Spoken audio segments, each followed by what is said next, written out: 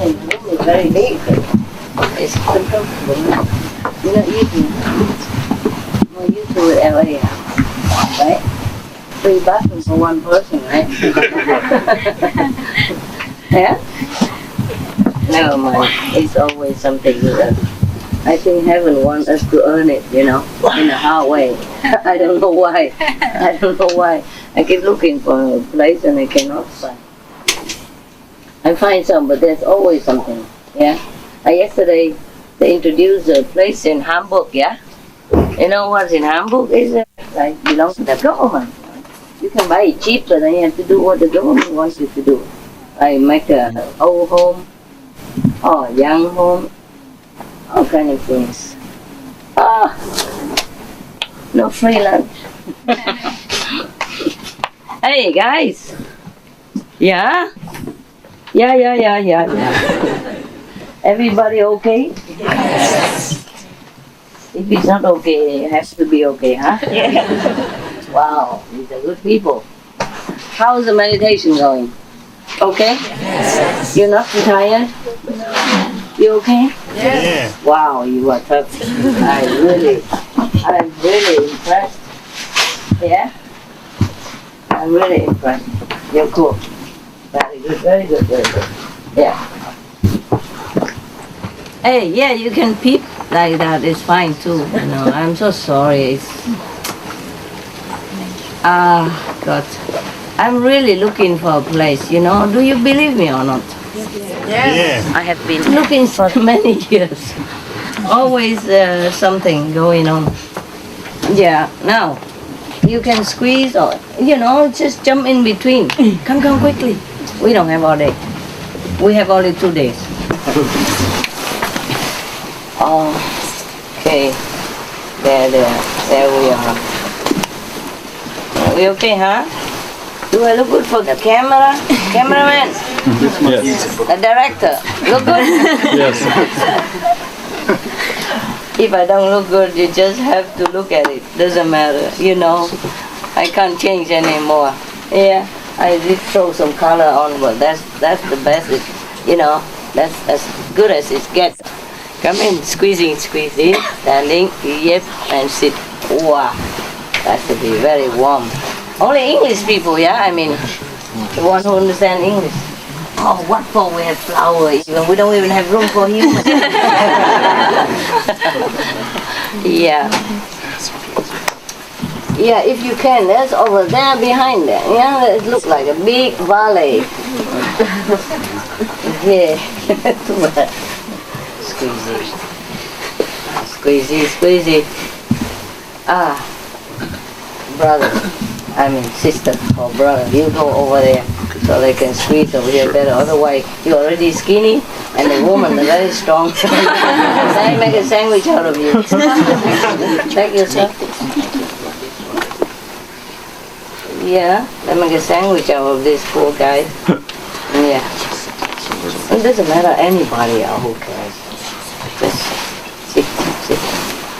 Okay, that's it. House is full. Packed. Nowhere else? Yeah? There's a valley over there nobody likes. I don't know why. How many places? Just raise hand so they can go there. Yeah, look at that. The English speaking. And the one who don't speak English maybe better outside so can translate, It's right in group, huh? No translation in here, huh? It's too noisy. Oh man, it smells so nice also. How come it smells at this time? How come? Huh? Is it already lunchtime yet? No. Okay. That's a very good idea to cook only twice a day, huh? Yeah. 2 times a day, good enough, yeah? Yes. And if you're really dying, you go out and grab an apple. Yeah. And if there's no apple, then you just grab nothing. Simple, right? Okay, I'm going to tell you something. Remember, is it on, honey? Yes, ma'am. How come so low? Is it good? Yeah, Choco. Is it good like that? Yeah, can we hear? Yeah? Yes, ma'am. There's some more place over there. You want to jump in? The English speaking. It's too late now to move around English. Okay, next time it's like this, okay? Unless I see them specially, you arrange the English people around. Yeah. And the people who don't understand should be outside so they can translate for each other in a group. In this kind of situation, what to do? Huh? And then I always go out and look at them anyway, yeah? Okay, now, that's it, huh? One more place even, come on, cheap. Wholesale, yeah. It's kind of, wow, my God. Is there anybody who's not here?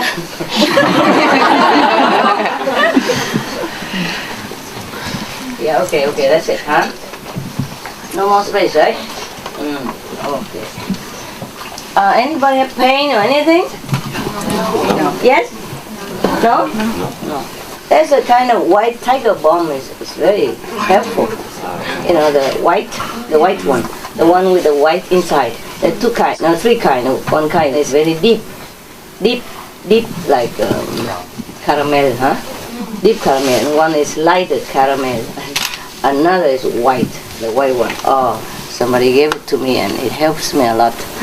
Last night I could not move without screaming. That's why I run over there so you don't hear me screaming because you will scold me. We are meditating and you are screaming. Anybody have pain? We can give you some of that. Oh, it's cool now. Much better. Wow. When I breathe deep, it doesn't hurt that much anymore. It's bearable. Okay. Remember the story about Jesus? That he belonged to a religious order called the Essenes. I happened to grab a book about that, you know. I meant to tell you long ago, but never had a chance. We always tell jokes instead. Okay. Okay, now. This account about the Essenes is written by a man called Josephus. And Josephus was a very famous practitioner at that time, and he was even a governor of some place. Oh, we don't need to go into his details too much because it's long, you know. He wrote something, yeah. So I think we don't need to read his biography, no. No, we go straight to the Essenes. Because he was the one who had been initiated into that order. You see what I mean? Originally, he doubted all this, you know, he did not believe such things exist. But somehow there was some strong quest within his heart that he had to look for something and didn't know what. So there were only 3 choices in his time. So he had chosen the Essenes. And he went to look for a master of the Essenes. At that time, there were the Pharisees, Sadducees, and the Essenes. So he chose the Essenes. Yeah. And then he prepared himself in many ways so that he might be found worthy to be admitted into the order of the Essenes. You can't just go in there and register, pay member fee, and then you become an Essenes. It's not like that. Yeah? At that time, no. This time also, no. I guess not. Huh? Okay. So this man, though he was very earnest, yeah, and he was even a governor of some kind, you know, but in order to be admitted, yeah, as it is said here, he had to be prepared. Yeah. Anyway, this book has been written, it's been compiled by Mr. Edmond Bordeaux Sescali. But it is about a person who wrote the account of the Essenes himself. Yeah, he himself, one of the members at that time. This is a long time ago, okay? Long time ago. Under the time of the Romans, in 37 AD. Yeah, his name is Flavius Josephus. He was born in 37 AD in Jerusalem. He was even a warrior and a sacerdotal lineage. Yep. He was born from his mother, who was from the line of the princess. Yeah, and his father was a priest of high order, so he was somebody. Even then, to be somebody in the secular world is different from being somebody in the spiritual world. Therefore, he must prepare himself. I guess he had to be vegetarian for 3 months. Probably read a lot of books, or saw a lot of tapes from every master TV for a while. And then he was prepared. And voila. Okay. Now we go straight into where he's already prepared. We don't want to talk too much about, how he prepared it. So, in his own words, he said that he has resolved to prepare himself in different ways, that he might be found worthy to be admitted into the order of the Essenes. And then in order to accomplish this, I turned to a man called Banus, of whom I was told that he belonged to the brotherhood of the Essenes and lived in a wilderness. This man, Banus, this is the account of Josephus. This Banus, he made his clothes out of the bark and leaves of trees, fed upon wild fruits, cocoa, banana. The story I told you yesterday, maybe both, but in a wilderness. I don't think they have cocoa. Oh, who knows, maybe he was on an island, and there might have been a lot of coconuts, yeah? Yeah. Wow. And he fed himself upon wild fruits, plants, and herbs. And from holiness, bathed several times, night and day in cold water. You may try. It rains a lot, convenient. No need to worry about shortage of water. Even if it rains, we have to be grateful. In some areas it doesn't even rain for long years, many years, and people are very desperate, for water. You know that, right? Like in Darfur region and all that. Yes. Even though we have donated some money, but I don't know how quick it goes to them and how quick it has brought them comfort. We cannot just go in there. Yeah. We cannot go in there. Not like you want to go there help and you can. You see, some areas are very restricted. And in some countries, even if you help, you have to go in like thieves. Because worrying the people might think we want something. Yeah.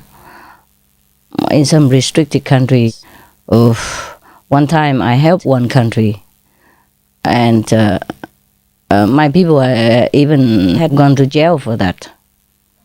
Yeah, I just don't know how. We brought a lot of money, a lot of stuff in there. What are you doing with it? And they didn't believe that we were going to help the victims. Or maybe they believed, but they just didn't want to. Yeah, so they took the money, jailed the people, and made them sign our nonsense. Otherwise they will shoot, something like that. It's horrible. It's not like in this world, if you want to be good, then people will applaud you and praise you and give you a shining world leadership award. So, something like that. Not always, eh? Yeah. It happened not just one time, in different countries. I guess you can know where, yeah? Oh, those countries are a little bit more open now. It's more open now. You can go in without visa. The native. The native overseas can go in without visa. But before it was more restricted, yeah? Our people had been jailed and threatened to be killed if they don't sign a guilty paper. They had done nothing wrong. It's something like that. Or being on the blacklist the first time, on a blacklist second time, being jailed. Oh, blah, blah, blah. Okay? Why do we go so far? What was we talking about? Oh, about the water, about the rain here in Paris. Yeah. Recently, the weather changed a lot. You know that, right? Yeah. Normally, at this time, we don't have rain, right, Parisians? Huh? No, huh? A little, but yeah? Normally not very hot. I remember when I was here a long time ago. This is the hottest month, you know, and you had to run away from Paris. Normally Paris is all deserted at this time. Nobody ever stays in Paris, yeah? They force you to go on holidays. They pay you to go, yeah. Yeah, it's like that. I know it. Okay, so now, we're grateful for this rain. It's refreshing, you know? Otherwise, it would be too hot for us to sit here, even, yeah? Or outside, yeah? It's not possible. Not possible in the tent like that. You cannot bear it. You would think you are in Africa. You know, yeah. Okay, so we pray that the situation will improve for Darfur and other poor refugees. But Darfur seems to be the most desperate. You know. First, because we tried to go in, but we cannot do it directly. You know, I know they're so restricted, the policy there or something, because of the war or something going on or some rivals. You know, they don't let us come in. And then second, I tried to give the money to a very powerful organization, the most powerful one, and then they don't take it. I don't know why. They were appealing on television, but then when we gave, they didn't take it. Okay, fine. And then we didn't give. And then until later on, we found out about, the movie stars foundation. Oh, okay, we gave it to them and they accepted. But still, I don't know how the red tape would allow them to do anything quick or not. You know, over there they have to go 10 kilometers to get water and wood, you know, because everybody goes there and gets, and so wood is rare also and water is rare. So we are truly lucky. Every day you have to thank God for what you have, eh? Yes. Really, we are lucky, huh? I cannot emphasize it enough. It will never be too much for this. We have to be always grateful. Yes. Grateful for the precious peace that we have in our countries, in Europe, the precious life that we still have, and the precious Kuan Yin method, of course. Yeah. So now let's go back to the Essenes. Is it too long, huh? Yeah. I don't know, just by the way, spontaneous, you know, who cares, yeah? It's not an orchestra that I have to sing certain notes at certain times, is it? No, huh? You don't mind, huh? No. If you mind, you can go out. You know, huh? Yeah, okay, you don't dare, huh? Okay, now let's go to the Essenes that you've been waiting for. Okay, about the man Banus, you know, he lived in the wilderness, yeah, as some of the yogis. They are really maybe tired of the world, or maybe they are tired of the way people live their life, and they don't want to be influenced by this kind of not very favorable life for spiritual enlightenment. So he went into the wilderness. I remember Jesus also went there once for 40 days. Buddha was also under the Bodhi tree alone. I mean, when we say Bodhi tree, he didn't sit under the Bodhi tree in the I say New York theme park or something like that. It's a Bodhi tree that grows in nowhere. You know what I mean? In the wild, yeah, in some like remote area. Understand? Now that you see a Bodhi tree outside in our yard there, don't try to sit under there and think that you are already a Buddha, eh? So you can see that most of the really elevated practitioners, they somehow do go into some retreat sometimes in their life in order to be far away from the, the atmosphere of the world, which is not very conducive to their practice, perhaps in the beginning or perhaps during all their lifetime. They do it again and again. Hey, okay? Yeah. Brother, enough already. I'm pretty. Now and again, okay? You relax. Yeah, now and again. When I smile very brightly, then you take a photo quickly. Otherwise, it's just casual, eh? Okay. So this guy, this master called Banus, he went into the wilderness, as we see, and he made his clothes out of the bark and leaves of trees. fed upon wild fruits that we talked already about, sorry. And then he bathed several times in cold water. Just to wake him up, I think. Just to stay awake, yeah? That's the idea of cold water. No? Did you try that? Ice? Yeah, okay. Wash your face with ice cold water. I think when you're cold, you can't even sleep. It's true, huh? Yes. Yeah, I tried that many times. Yeah, really, you can't sleep. But it's also difficult to concentrate, to meditate. Yeah? Because you feel like restless and in pain, huh? Sometimes. So temperate is the best, nah? Temperate is the best. So in this man, this is Josephus talking again. In this man's company, I spent 3 entire years undergoing all kinds of trials, temptations, and privation. Wow. And then returned to the city. Yeah. So he stayed with the Master Banas in the wilderness for 3 years. Undergoing all kinds of temptation. What kind of temptation can you have in a desert? Huh? Tell me. It's your own temptation, right? Your own hormones. That's it rushing through your body and telling you, go home, go home, go home. Yeah. Go find a woman, find a man, something like that. What for you eat just wild berries in here and befriend only the desert rabbit people. Yeah, there are a lot of coffee shops in the city where you left. Is still there, beautiful girls and so and so. Especially for the men, it must be pretty hard, hey? I'm telling you, yesterday I said to you, you are very brave people, yeah? Because just to be vegan only, how many people can be, okay? The greatest victory is over ourselves, yeah? Not over any so-called enemy, eh? It's so easy to grab a gun and shoot somebody in the face, especially when they are defenseless, when they have no weapon, no means to defend themselves, or they don't even know how, yeah? Innocent people, they don't even ever see a gun in their lives, let alone use it to defend themselves, yeah? So it's so easy to kill anybody. It's not easy to save somebody, yeah? That is the most difficult part and the most noble part that we should try to strive for, saving lives, not killing. Killing is so easy, dead easy, yeah? Even kids, they can do it, They don't need to be even trained to do it. All you need is just a gun or a knife, and then you go, wow, and then that's it, it's happened. And even if people keep drinking alcohol or taking drugs, then it will help them to go even more berserk, they don't even know what they're doing also, and then it's nothing at all.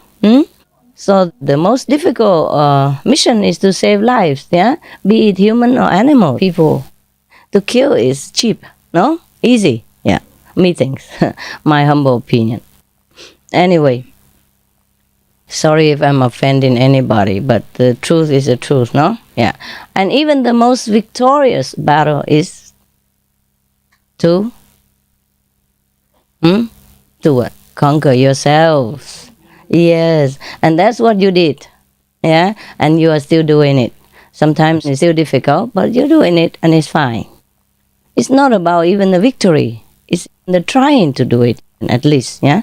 If everything's easy, then we don't need to feel proud about it, right? Yeah. You should do the thing that is not that easy to measure your strength and your stamina and your power of will, okay? All right.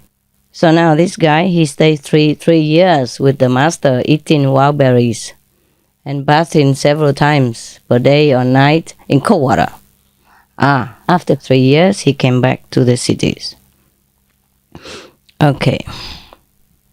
Now, he begins to tell about the doctrines of the Essenes. It's like this.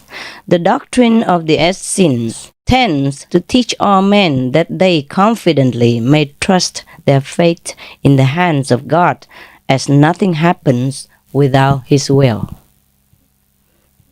They are the most honest people in the world and always as good as their word. Well, that sounds very familiar. That's why we have the 5 precepts. We tell the truth. We respect other people's property and not taking it home and taking care of it. For example. For example, yeah. Yeah. Okay. So they are the most honest people in the world. Yeah. And always as good as their word. Means whatever they promise, that's the way it will be. Yeah. So in our group sometimes we don't even write check. We just write, okay, $20,000 on a piece of paper, and that will be given later. That will be paid in due time. He's listing all the qualities and the virtues of the Essenes. Okay. One is they teach all men that they can trust God. And the second is the soul is immortal. Yeah. The third, they are the most honest people, honorable people. And the fourth, they are very industrious and enterprising and show great skill and concern in agriculture. Yeah. Of course, you have to feed yourself, yeah, and feed other people. So agriculture has always been very essential to any spiritual community. Yeah, we have many communities nowadays still doing the basic work, the simple lifestyle that their ancestors were always doing. They plant their own vegetables, they till the land, yeah, they tend their own cattle, just to till the land. They don't even use much of the machines. They build their own houses. They teach their own children. Many communities are still like that all over the world. In different countries, different communities, but basically they are similar in a sense that they take care of themselves. Yeah, they plant their own food, and they will not depend too much on the up and down of the society, but depend on their own labor and on God's grace. Another of the virtues continues, but most of all are those venerated, esteemed, and admired who live in the wilderness. Yeah.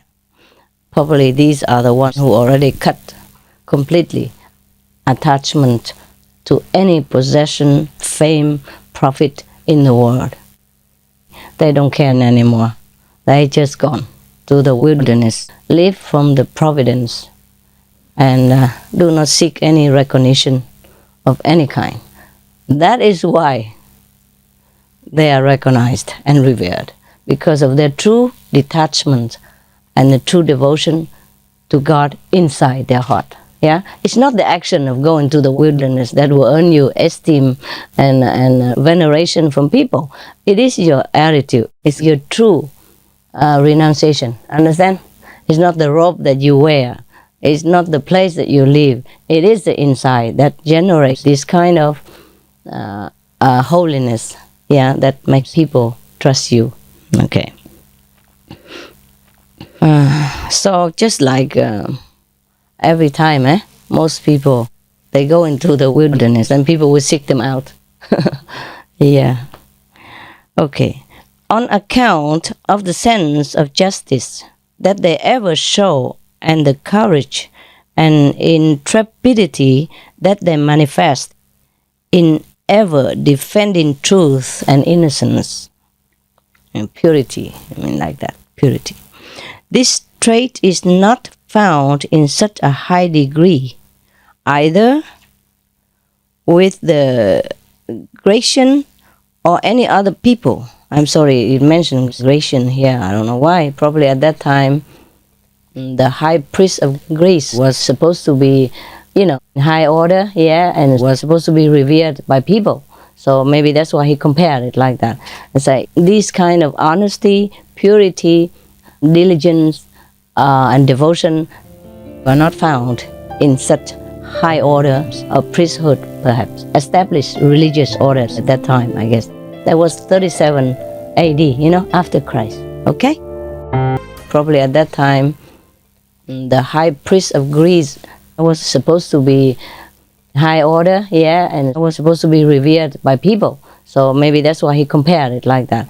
It's like this kind of honesty, purity, diligence, and devotion are not found in such high order of priesthood, perhaps established religious orders at that time. I guess that was 37 AD, after Christ. Okay, I'm not talking about the Greeks right now, or any Greeks, whatever. All right, it's supposed to be like that in here. So not even found in any other people. Yeah, but it has always characterized the Essenes from time immemorial. You see, that is the order that Jesus belonged to. So how would a great master like Jesus do anything contradictory to this doctrine once he is already accepted in the order? I mean, he had to go through trial and tribulation in order to be accepted already, yeah? And be vegetarian and all that, yeah, okay. Now, they never keep servants. They do not think it's right that one should be the slave or servant of the other, as all men are brethren, and God is their Father. Okay. Therefore, they serve and assist each other. Only assist, assistance, but not slavery. For accountants of the profit of their agricultural labor and handiwork, they choose the most virtuous, honest, and pious of their brethren. The one who is the most honest and trustworthy, they entrust all their profit, so that this man or woman will divide equally and fairly among them to whomever needs it. Yeah. These also perform the service of priests and provide for all the wants as food and clothing. Yeah, of course. I have said already, and here he said it. They all live the same simple, industrious, and frugal life. In his work, Josephus, the Bello Judaico, chapter 2, verse 13, Josephus further writes, the third class of philosophers among the Jews, and the class that is most esteemed for their just and moral life, is that of the Essenes. Although they are certainly descended from the Jewish people, they show more enmity and love for each other than other Jews. I mean, at that time, okay? And live a more moral life. Compared to all other Jews at that time, they were the most excellent in virtues. That's what it was. They shun and despise sensuality as a great sin, but consider a moral and temperate life a great virtue. Do you understand that? Yes. Huh? Like if you go wild on sensual pleasure, that is not good. But if you lead a normal life, like you married and have a normal life of children bearing and rearing, that's okay. That's what it means. And not, over-indulgence, in sensual pleasure, even like drinking and drugging and all those stuff, yeah? Okay. They pride highly the strength of mind and the power to overcome the passions and desires of their nature. They willingly adopt the children of other people, and especially while these are very young, as then they are most susceptible to teaching and impressions. They show great kindness to such children, hold them dear, and teach them all kinds of knowledge and science, morals and religions. They do not reject wedlock, but, to the contrary, consider it necessary for the propagation of mankind. They despise riches and worldly gain, and the equality of property among them must be admired. It means they share equally between each other. In that community, they share. Yeah. Therefore, none of them are seen to live in abundance or need, not too rich and not too poor. the laws of the order regulate that everyone that enters into the brotherhood gives up to this all his property and wealth, so that they will share among themselves. What's the name, sis? Can you go? Oh, there's a white bag. There's a white case of a braille. Can you bring it here for me? I get a little tired reading without glasses. I can manage, but too many lights, that make my eyes tired. Okay. Therefore, among them are seen neither haughtiness nor slavish subjection, but all live together as brethren, sharing good and evil. Ooh, that's not good, the last one. Probably sharing all the good and the bad, whatever happens. Yeah, like something good happens to them, good harvest, they all share together. And if misfortune befalls them, like maybe a drought or maybe a flood or something, then they bear it all together. It doesn't mean that they share the evilness of themselves. It's not like that. Probably the translation is not clear. So I want to make it clear to you, okay? Because it doesn't make sense, right? All these virtuous people share the evil. They don't have any, right? They don't have any before they enter the order, even. So it has to be like something that happened to them due to collective karma of the world, yeah? Or even some of their individual past karmic retribution, as you know, eh? The fixed karma of this lifetime, huh?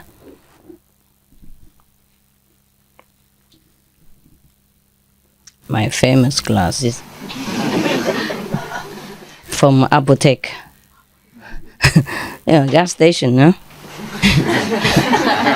Can buy it in gas station. So, reading glasses. Wow, it's nice to have a little wind. Welcome. All right. Where were we?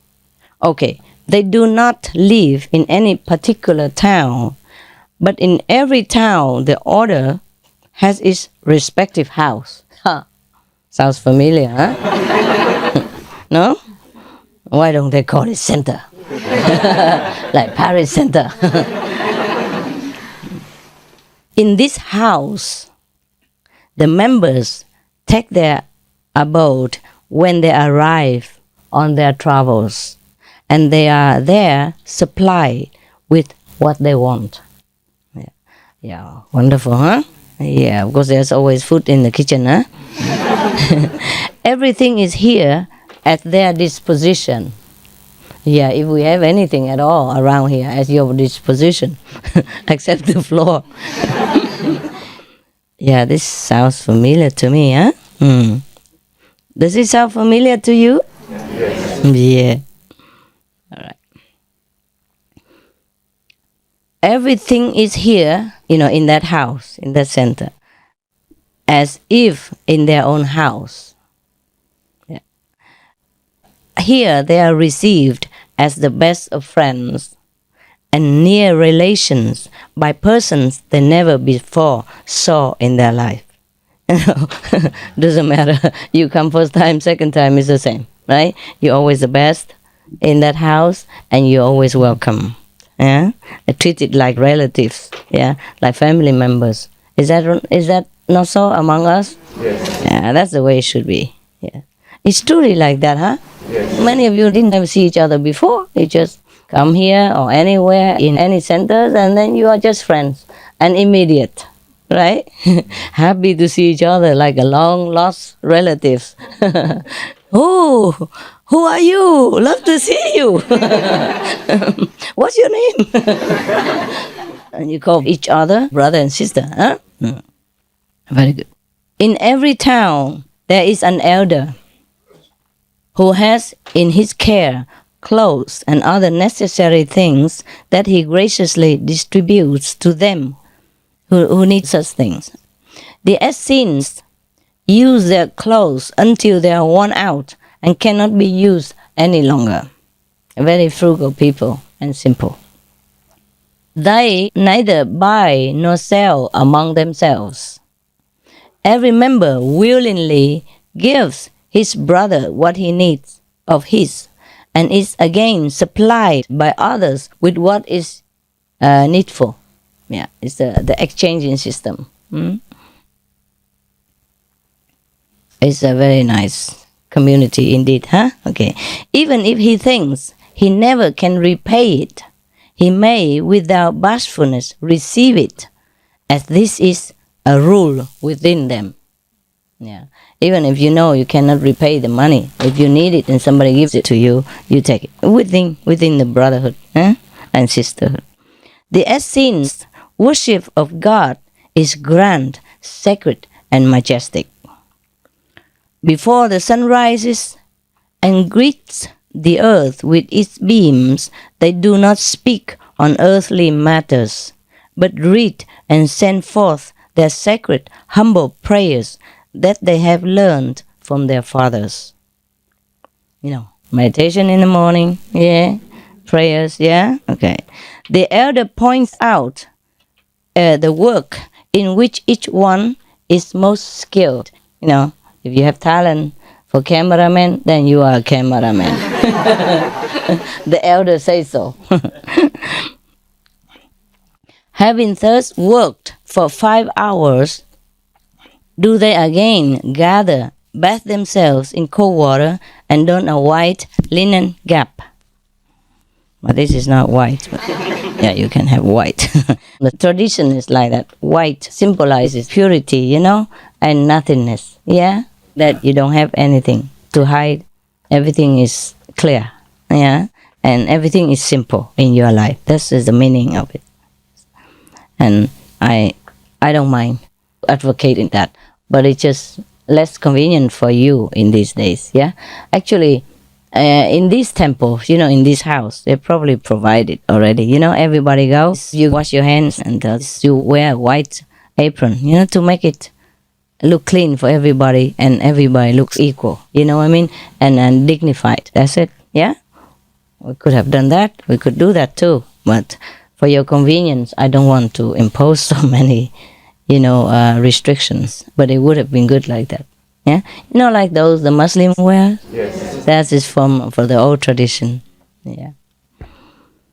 It's just that when we wear such things, we have to also remember what it stands for. Yeah, for purity, equality among men, and respectful towards all lives. Yeah, and vegan.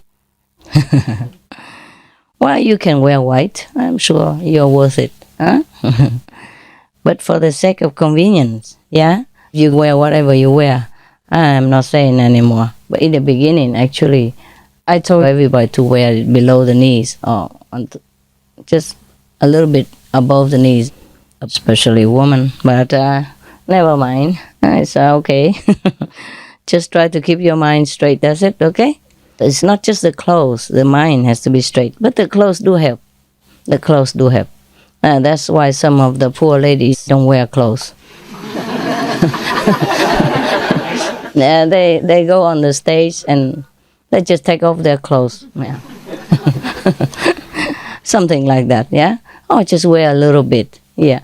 They are probably the most renunciation people among us, huh? We haven't got there yet, so it's okay. This is still all the description about the life of the Essenes, the principal lifestyle. Having washed themselves, they proceed to the special halls of the order where no one dare come who does not belong to the order. Ooh. Meditation hall. Mm-hmm. Not nobody there, but they normally would not let other people come in, huh? For what, you know? It's like you are here, only the initiated people, right? Yeah. We welcome outside people on a different occasion, yeah?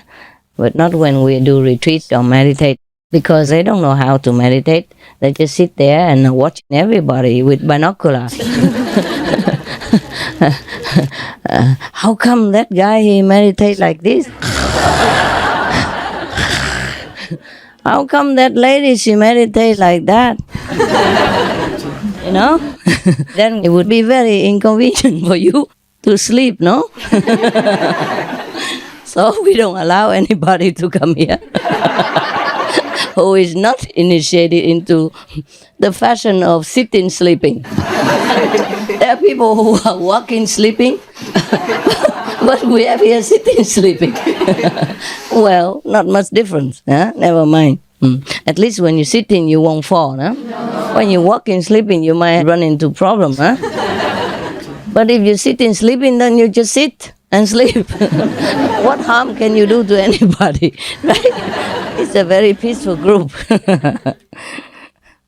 The only sound you hear is not a complaining sound, it's just a snoring sound. That's a very harmless situation. You know? Yeah. You make peace, right? At least among yourselves. Okay. Now, then having gone through the ceremonies that the law prescribes, they proceed perfectly cleansed to their eating rooms with the same reverence as if they enter the holy temple. Everybody takes his place in supreme silence and stillness. The bakers of the brotherhood then enter, distributing a bread to each person after a certain order. I guess to the elderly first, yeah? And to the fat guy, one loaf of bread less than the skinny guy. What else can it be? Because here I let you eat freely and you eat wild. You know, the fat guy eats more, the skinny guy continues to eat less. Can't squeeze in. No, you are just temperate in your eating, right? Good enough, yeah? Yes. 2 meals a day, okay? Yes. I don't see any 2 meals. I see you come in and out of the kitchen and grab bread, apple, or whatever is there. It's okay. It's cool, yeah? What I mean is we should not spend all day in the kitchen, yeah? 2 meals a day is already a lot because your brother and sister, they are spoiling you, yeah? They cook good food and all that. That's a lot of labor from home already, you know? So here we just warm it up or just eat cold like that. It's already very good. These are delicacies, you know, in Vietnam. Yeah, you don't even get that in a restaurant. Home cooking, like the round, how you say, pate you saw yesterday? Yeah, it takes a lot of time to cook that, eh? You have to mash the tender soya, the young soya, into a very fine kind of paste, and then you have to tie it well with banana leaves and cook it for a long time until it becomes smooth like that. They call it silk pate, but there's no silk in it. Completely vegetarian. I mean vegan. Well, before I just knew the word vegetarian, I didn't know the word vegan exists. You know, for me everything's vegetarian, but it's actually vegan if you want to call it. Yeah, everything we eat out there is completely vegan in the norm of it. Yeah, because there's nothing there that is not vegan, right? Nothing from animal, people, and it's all cooked with love. You see, you're lucky people, very lucky people. At home, I don't even have those. No, rarely, you know, only when somebody visits from Taiwan or something and sneak something on the airplane and bring it to us, like the Vietnamese vegan silk pate, you know, because it's so smooth like silk, so they call it silk pate. Chả lụa, huh? Yeah, it takes a long time to make and good skill to make it smooth and compact like that. Because if you're not skillful enough, it will become loose like, I would say, like mashed potatoes or something. It's not so compact and tasty like that. Capiche? Yeah? And you have to put the correct amount of seasoning, yeah? So whoever cooked yesterday was really a good cook. I don't have those. I don't have one of those in my house. I'm the only good cook in the house. And even then, you know, nowadays I don't even have time to cook a lot. So we just eat very simple. Yeah, I told you already, yeah? Brown rice, sesame, and mung beans. And then we eat fruit also, you know? We eat fruit and dessert and all that. That's good enough, yeah? And raw vegetables, if we have it, or just boiled vegetable, or just simple, mixed salad. That's enough. Vegetables and fruits, and protein from mung beans, and from rice, and a lot of B vitamins from the brown rice, and protein, and minerals essence from the what, sesame. Yeah, okay, you got it. Yes. So don't think that I'm cooking a lot at home. I don't dream about going to my place and then have mastered cooking more. I don't even cook for myself. Sometimes I don't even eat brown rice and sesame, because I'm too busy. I eat so late, like maybe 5, 6 o'clock already evening when I have time to prepare a sandwich. So I just eat that sandwich and that's it. No? And then I continue with the work. I don't have time again. Then time to meditate and then I just go. Yeah? Okay. Which is very late at night. Sometimes late in the morning. If I tell you to live a simple life, it's also very convenient, because I can live through it, so I think you can. Yeah, the vegan food recipes we give to people for them to enjoy. Yeah, and because of that, we don't have much time to cook for ourselves. So it's okay too. Somebody enjoy anyway in the world. Why it has to be us? Okay, understand me? Yeah, like the lady who cooked the silk pate to bring it here and offer to you.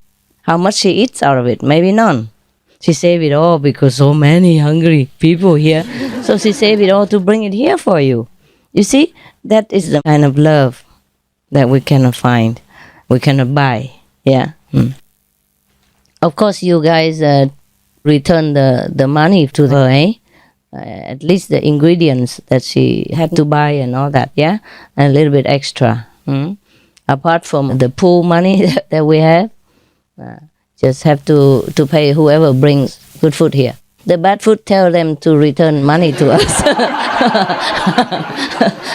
Waste our time to chew nonsense. And she wasted the food, didn't cook well. Only the good food will return the money. And the other bad food, money back guarantee. It means that they will return to us. Okay. Now, the cook set before each one a plate of vegetables and other eatables. This being performed, one of the priests steps forth and holds a prayer. They consider it a grave sin to rest or touch food before praying. Got that? Yes. So I told you, thank God before you eat, huh? Yes. You don't have to do any ceremonious way, but you do it in your heart.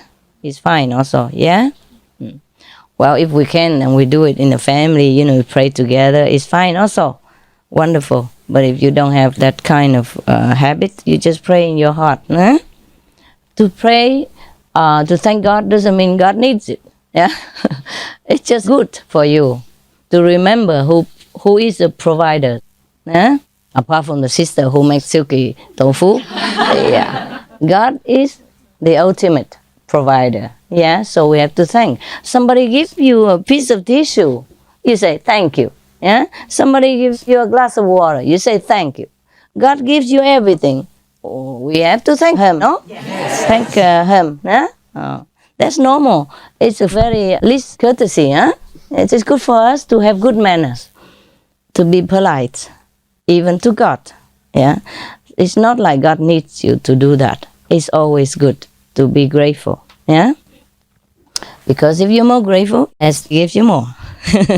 It's always like that. It's a multiplying kind of business. Yeah, the more you are good with something, the more you are given it. Of course, if somebody gives thanks to you and you feel good, and you know also that he's good, then you help him again later on if he needs it. If somebody just ignores you, take the food and run away and eat somewhere else and say nothing to you, you would feel a little bit like disappointed and not very happy to give again later on. Or even somebody else will put you in jail for your help, then maybe you're also reluctant to help again, no? Understand? Yeah, okay. Now, they consider it a grave sin to eat or touch food before praying. Yeah, the meal over, the priest reads another prayer, and then the hymn of praise is sung. Yeah, they're very ceremonious. Yeah, we could do that too, but I don't think the neighbors here are very supportive of our loud voices. Huh? Hundreds of people singing, my God. Yeah, and we are not even a church, not a formal religion or church. You're not allowed to sing loud. Okay, we sing inside, okay? We sing our eternal song in our heart. Eternal song of gratefulness and happiness, yeah, of peace. Yeah. Okay. In this way, they praise and thank God, the giver of all good, both before and after the meal. This is the proper way to do it, yeah? When you don't have time, of course, you just thank in your heart, no need to sing songs and all that. As he loves music, I'm sure, but I don't know if your voice is good enough for the neighbors to approve, okay? Especially when we have hundreds of people singing here, I think they will call the police. So sing in your heart, all right? Before and after the meal. Praise whatever you want to tell God, yeah? Thank God for all the lovely food. Thank God for everything you have. Thank God for the meal at least, yeah? Before and after. Call him beautiful names, Don't always say God, God, God. The old man. Beloved Father, yeah? Or caring Mother. Be inventive, yeah? Call him the name that you would like to be called yourself. Yeah, that would feel nice, okay? Because words, even physical words, do generate some very special effect, okay? Up to now, it seems like whatever the Essenes taught, we have it here, So we might call ourselves the Essenes also. Yeah, Essen, feel Essen. In German, it means eating a lot. Eaters. At least you are good at that. Well, one has to be good at something, no? All right. But honestly, all their way of life seems familiar, no? Seems like we will live our life, yeah? The way we do. Up to now, Well, most of it, yeah? Sometimes a little bit different, depends on the situation and the time, but most of it we're living like that. Well, just like when we go to retreat, whoever has the money can contribute for the meal, or whatever you like, or not contributing if you don't have money. So we're sharing what we have. It's truly like that. Nobody forces anybody to really have to give money for the retreat, yeah? So even though you belong to the Essenes, the eating orders,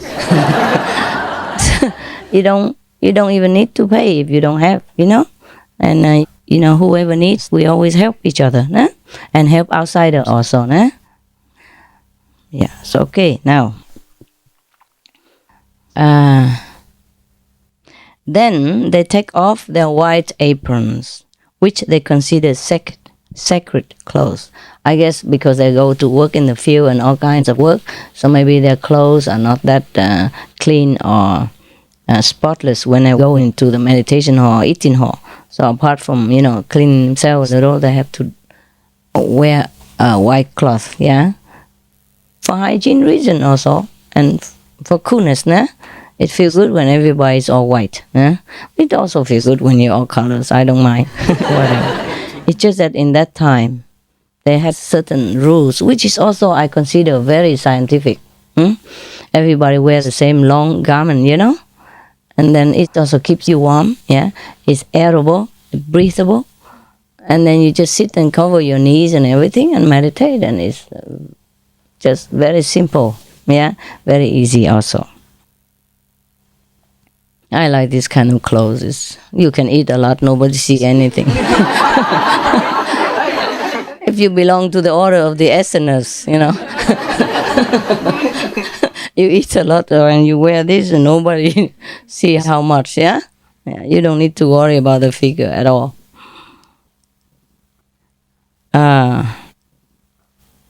By the way, was it good, the breakfast? Yes. Was it enough? Yes. Yeah, okay. So if you have a snack, that doesn't mean you didn't have enough, right? Enough food for everybody, right?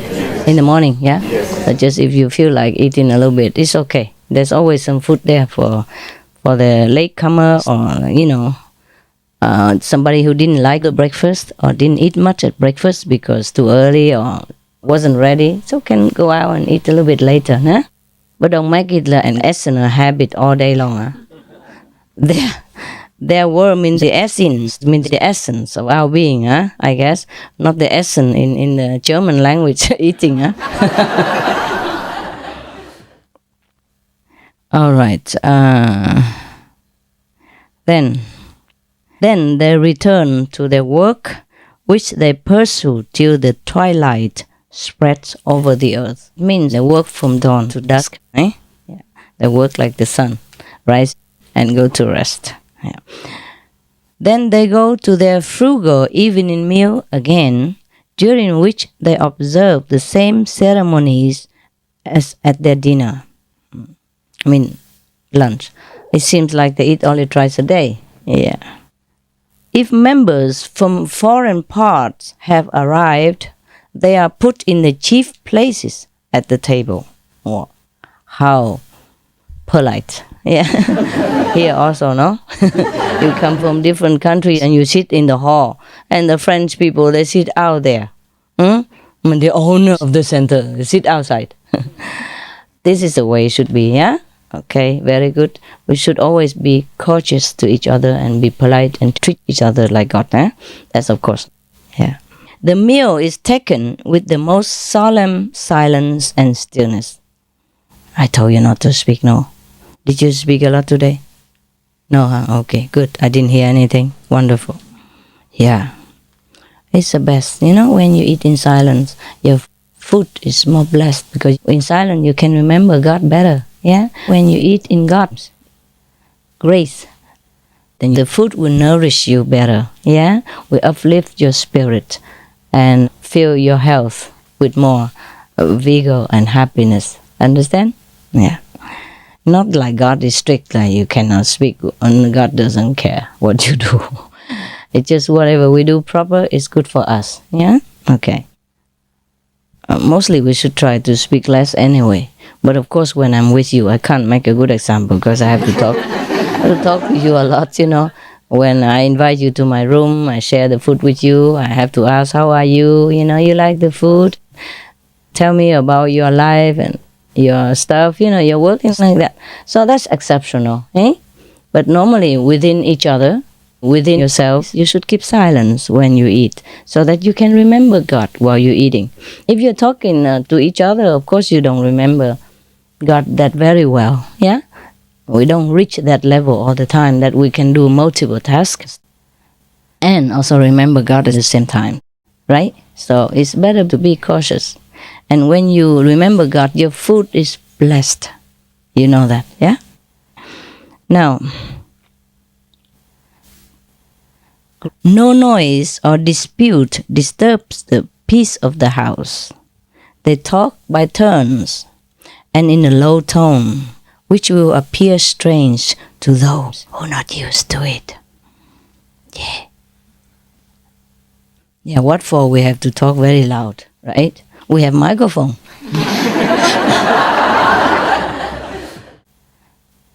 They observe great temperance in their way of living. They eat and drink only what is necessary for their body. In general, do they not act without the knowledge and consent of their elders? But it is always left to their own free will to exercise benevolence and compassion to all in want of all classes in society. Sound familiar also, huh? That's the only free thing you can do. Be compassionate and be a giver. Yeah, be charitable. That's the thing you don't need to ask me about. I told you already, yeah? You don't need to give me money, but if you see somebody in need, you must give. And that you don't have to ask me. Yeah. Everything else you come and ask me, right? Most of the time. Not really. I mean just important things, yeah? Yeah. If they live within the communities and if they want to act something for the communities, then of course they have to ask the person in charge. Just the same like, okay, if you want a retreat, you talk it over with the contact person and the people who take care of the center first. We don't just come stomping in here, no? And say, here I am, 100 people. No, it's different. When you come visit as a small group, it's okay. But when we need to organize a bigger group, then of course we talk with each other first, nah? Okay, now, they are free, to act in benevolence and compassion toward all who need, of all classes in the society. Well, it's self-familiar, huh? We also go out and help everybody, yeah? We don't care if he's a Muslim, he's poor, he's black, he's white, he's red, he's yellow, we don't care. If he needs, we help what we can, eh? Because, to be honest, we are like a small group, We are not a big empire or like a billionaire Mongol or anything. Yeah, because whatever we earn, we mostly share in it by the way, on the way, already. And we're not like a professional charity group. I told you already, yeah? We don't have any subsidies from government, or we don't take anything anyway. And we don't ask for donation from our members or anything. So whatever I have, I give. And whatever you have, you give. All free. You do what you do and I do what I do. Yeah. So in this respect, they're free. Free to feed the hungry. Free to clothe the naked and shelter the homeless. They're free to comfort the sick. Visit, assist, and comfort the prisoners. That's normal. Yeah, we do that all the time. Ah, surprised. Yeah, it's the same what we're doing. Even the prisoners, we also visit and comfort them. Yeah, because sometimes people become criminals for lack of affection, for lack of understanding with the society or from the society or about the society. They feel left out, they feel rebellious, or they've been in bad companies, or misfortune befell them and they had no choice, etc., etc. Or they thought they had no choice, or they were forced into this situation, or sometimes they were even wrongly accused, yeah, by a superpower, or by a wrong identification, or by being in the wrong place at the wrong time. For example, all kinds. So anyway, we always hope that visiting the prisoners in prison will bring them comfort and turn them around to be a useful and beneficial person in the society, at least for their life. Yeah, okay. Oh, it sounds familiar, huh? I did not read all this before. I read just some of it, and I thought, oh, it's a good idea to share it with you. And now it's becoming more and more familiar all the time. Thank God for that, yeah. Because I really like the Essenes, the way they live their life. And the more we read about it, the more we like it. And the more it seems familiar to us, no? Okay, all this free will, they're also free to go comfort, aid, and protect the widows and fatherless. They never let themselves be overcome by anger, hatred, vengeance, or ill will. Indeed, they are the champions of faith, truth, and honesty. Yeah, I hope you aspire to all that. As the servants and arbitrators of peace, they are, huh? They are. And we are too, no? Are we? Yes. Okay. Honestly? Yes. Cool. Yeah, I know you are. Their Ya and Nine were with them as binding as the most sacred oath. I mean, if they say yes to you, that's it. That is a promise. And it will be done. If they say no to you, they really mean no. And that's that. I mean, everything about their way of life is very clear, very honest, yeah, very respectful. Everything they do is of respect, love, and honor, yeah? Yeah, the 5 precepts is for that. To keep us in line in the beginning. Later it becomes natural. You be an honorable person without even thinking. It becomes like second nature. It's the real nature of you. Accept the oath that they take at their admittance into the order. They do take oath as well, 5 precepts, right? Maybe, or 10 commandments. Yeah. Except the oath that they take at their admittance into the order, they never bind themselves through an oath, neither in their public nor private life. I don't understand this really. Do you? What can it mean? They don't swear. Ah, that's right. That's very cool. So smart, you know? You don't use God's name in vain, yeah? You don't use a profanity, to abuse God's name or your honor, yeah. Like, for example, if you know that you can do it, then you tell to the person, I would do it. But say, I swear I will do it, in God's name, I swear I do it. There's no need for that. They just say, okay, I will do it. I help you, or I will do it. That's it, yeah? But at the time of initiation, of course, you have to make real promise, yeah? In the name of God, to be worthy of God. I am going to keep these precepts for the rest of my life. Well, if you can, huh? Like, no stealing, huh? Be honest. No killing, keep vegan. Meditation, live the life of virtue. And that you have to promise. You cannot just say, I try. Maybe. Because if you maybe, you can't sit here, no? You can only maybe outside, but you cannot maybe in here. We don't want maybe. Okay.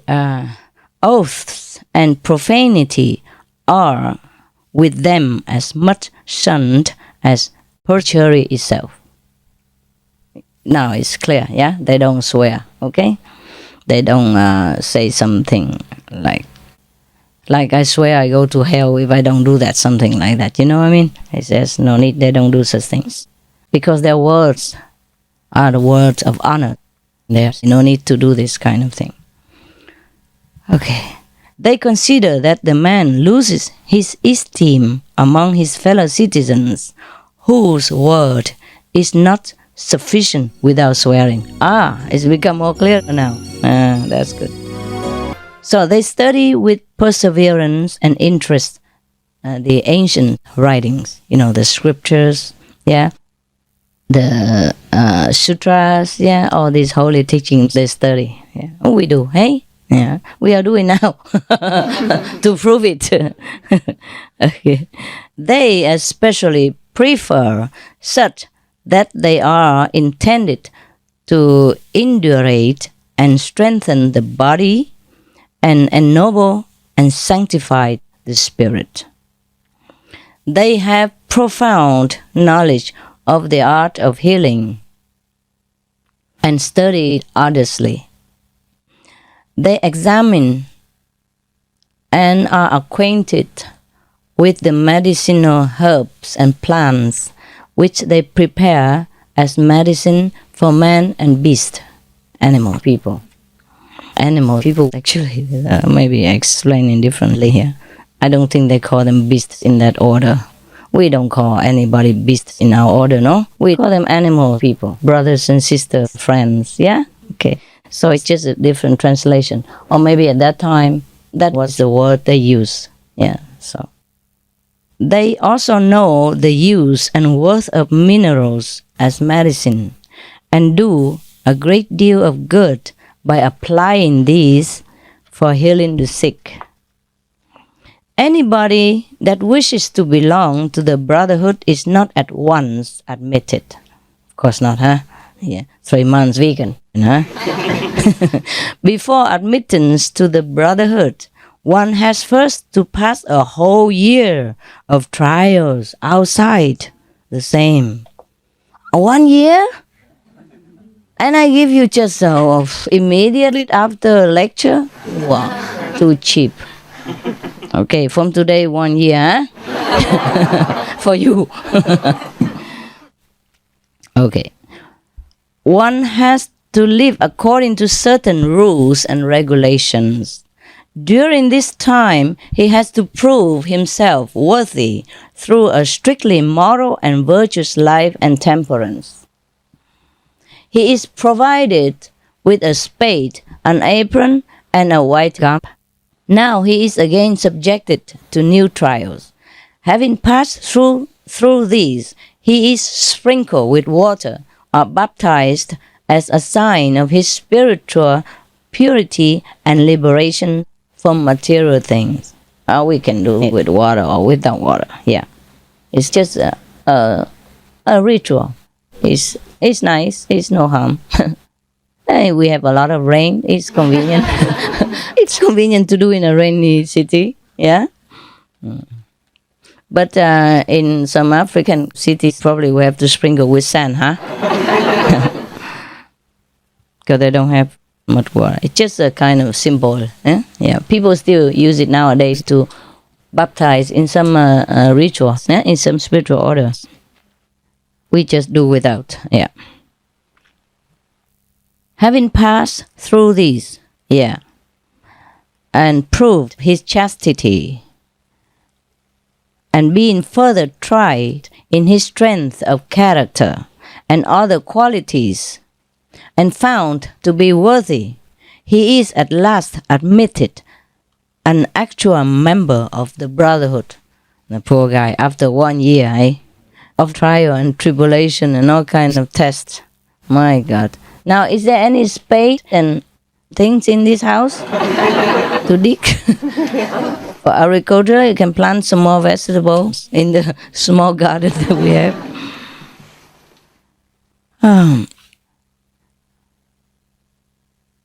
But before he touches any food in the presence of the brotherhood, does he take this sacred vow?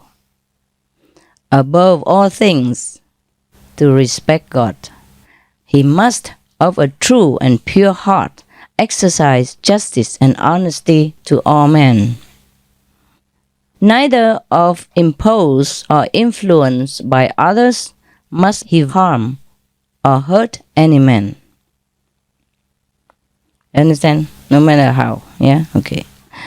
During all his life to shun injustice. Further, he vows sacredly ever to obey his worldly rulers, as nobody has the rule without the will of God. Do you understand that? So even if you think the law is not very good, but you still have to obey it, because that might be God's will. Nobody can do it alone. Yeah, it must have been the karma of certain countries that the citizens have to undergo such and such dictatorship or strict governance. That's why we do not want to ever criticize anyone. We just pray for peace and make an example of kindness. Yeah? And hope that other people might do the same for the sake of everyone. If they don't follow, okay, that's it. We are not to criticize anything. But as it is, as we know that what we sow, so shall we reap. Yeah? So in our hands, we must exercise the power of kindness and compassion only. Understand, huh? Yeah. So if other people don't do it, then we know it might be God's will. Yeah? So we have to comply with it. Yeah? But in our hands, we always rather err on the side of compassion. So always be kind and be good. That's it. No matter who else does what. So here it means that if you live in any country, any rules, you have to abide by that. Yeah? Not because you are a spiritual practitioner, so you do what you want. It's not like that. Just like the similar teaching of Confucius, say you have to be loyal to your king and your country.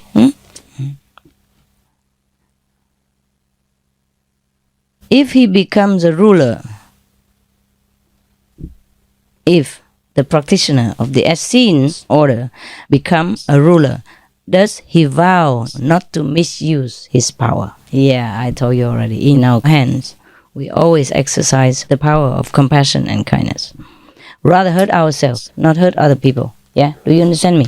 Outsiders. Yeah, here I beat you up anytime. I beat your ego up. Yeah, Do I? No? Maybe I should have. Come here. I beat you with a bar of chocolate. Okay. It's very rare that the master does that. Yeah? It's very rare that the master has to resort to some kind of physical reprimand. Yeah, very rare. Because it hurts the master more than the disciples. You understand me? The karmic transference will make the master suffer more. Yeah. But if it has to be done, the master will do it. But rarely. Yeah. Mostly verbal teaching should be applied to yourself, to the disciples, and that should be very sufficient already. If you keep the precepts and you really tone down your ego, yeah, and try to be humble, then the master doesn't ever have to suffer too much. Okay? Humility is very important. Humility means the absence of ego. Yeah? Ego means the absence of humility. Humility is very important. Without it, you will cause a lot of trouble and headache for everybody, including the master. Yeah? Even if you want to do good, you do it with just ego. It's just the way you think. You ignore everyone else. You don't consider. Not because you want to. It's just, you just live that way. Your ego just leads you into that kind of inconsiderate way of life. And then it's very difficult for you to understand everybody else's feelings or convenience. So the ego is your worst enemy. Worse than eating meat.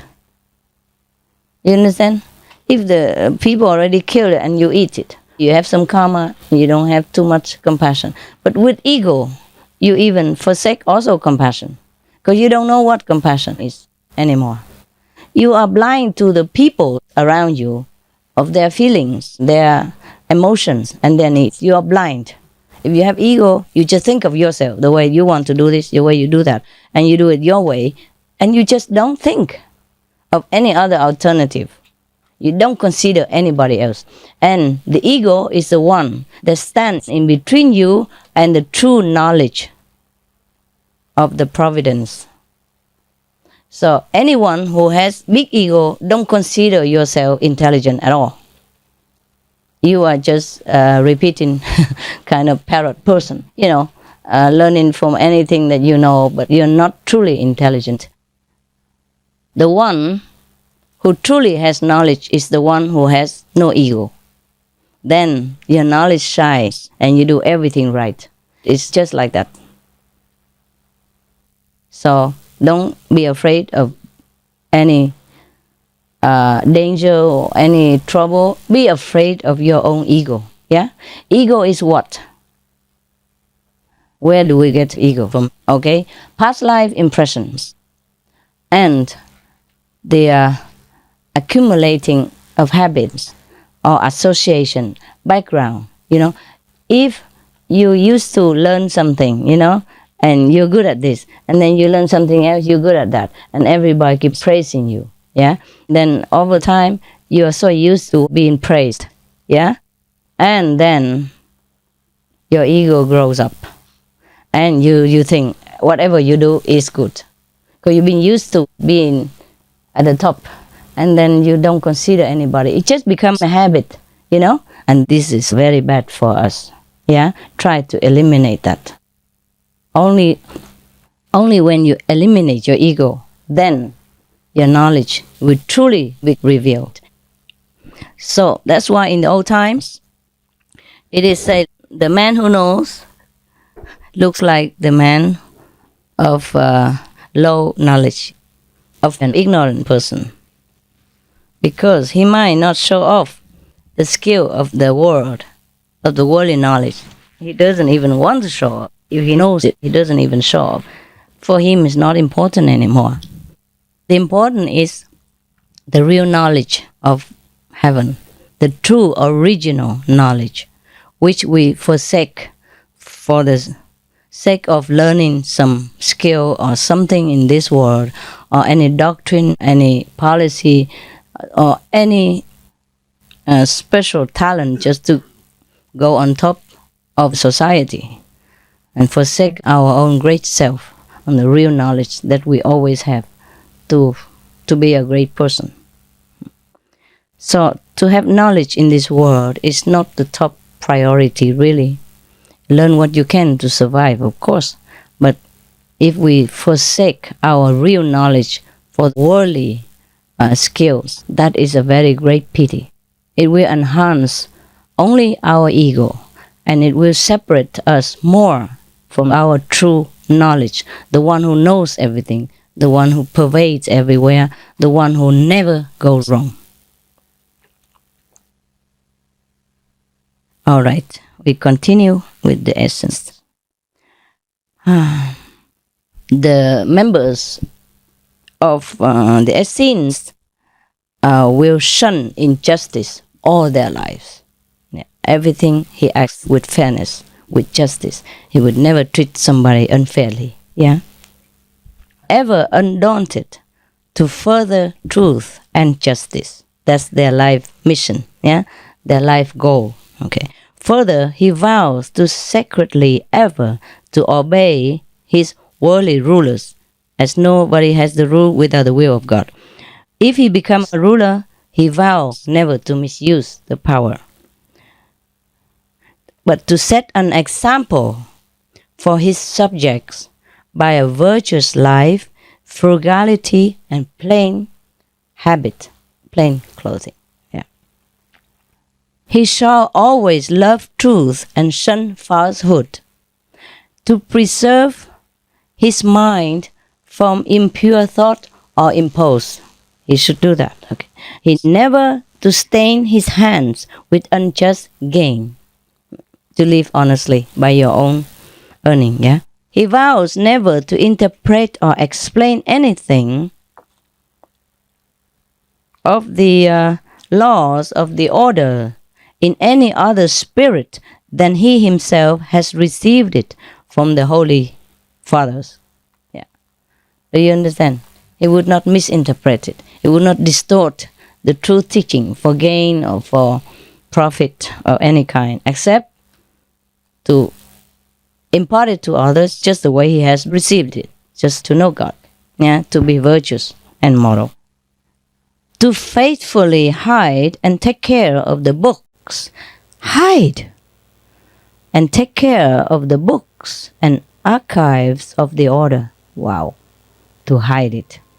Huh. Must have been tough at that time too, hey? Yeah. To faithfully hide and take care of the books. Hide and take care of the books and archives of the order. Wow. To hide it. Huh. Must have been tough at that time too, hey? Yeah. Well, in some places I do have to hide my stuff too. Until recently even, you know. Like I don't leave all the books that belong to us all over in my living room or anywhere that people can come in and see immediately. I hide them somewhere. That's out of sight. I still do that. So if you happen to walk into my house, you see just a normal household. A bird person, picture, dog people, picture, family picture, whatever, you know. Very normal household. You don't see any holy signs of books or anything like that. Or maybe a Bible or something like that is harmless, but nothing special from us. Eh? I also hide my identity wherever I live. I interact with neighbors the way you do. Very friendly, humbly, and normally. So wherever I live, unless he already watched every Master TV by chance, he doesn't know me. Yeah, up to now it's like that. Everywhere I live, people don't know me. We are hiding it just to have peace, to continue to work, not to be afraid of anything. Suppose if all the neighbors come in and out of my house all the time, master this, master that, how am I going to even have time to work, you know? I have to be social all the time, drink tea with them every day. Yeah, then I will have no chance. And it will be then not the same anymore. I just like them as neighbors. Yeah, more natural. Because if I have to live among followers and disciples day in, day out, I don't know if I can bear it. too much reverence, too much disciples and master stuff, you know. So sometimes to have a natural, normal environment is also very good for me. Also, it's just my nature like that. I don't just preach to everybody on the street or in my neighborhood. No, they know nothing. Yeah. Maybe I put the alternative living flyer somewhere, you know, near the mailbox, something like that, but no picture or anything. No Supreme Master TV advertisement at my house. Yeah. Okay, now we continue. Many of them have in the very pain rebuked their enemies with the sharp sword of their word of truth. You understand that? If they have to say something, then they just use the true word, the true teaching. They probably tell them, I'm sorry, but meat is really not good. Yeah? It harms the environment. It kills the animal, people, and they want to live. Vegan is a better way of life. That probably they have to tell. If they have to. Yeah. That's the word of truth. They have to do that. They only kill with the sword of truth. Not the physical sword. That's what it means. Yeah. They have then, to the great amazement of the bystanders, in a calm mind and joyful manner, given up the spirit in the firm belief and faith that their bodies shall decay, become dust, but that the souls are immortal and shall live eternally. They say that during the worldly life, the spirit is chained to the body like a prisoner in a cell. We all know that, huh? During meditation, we fly, huh? Okay. Already tasting the heavenly bliss, it soars up to the bright kingdom of joy and peace.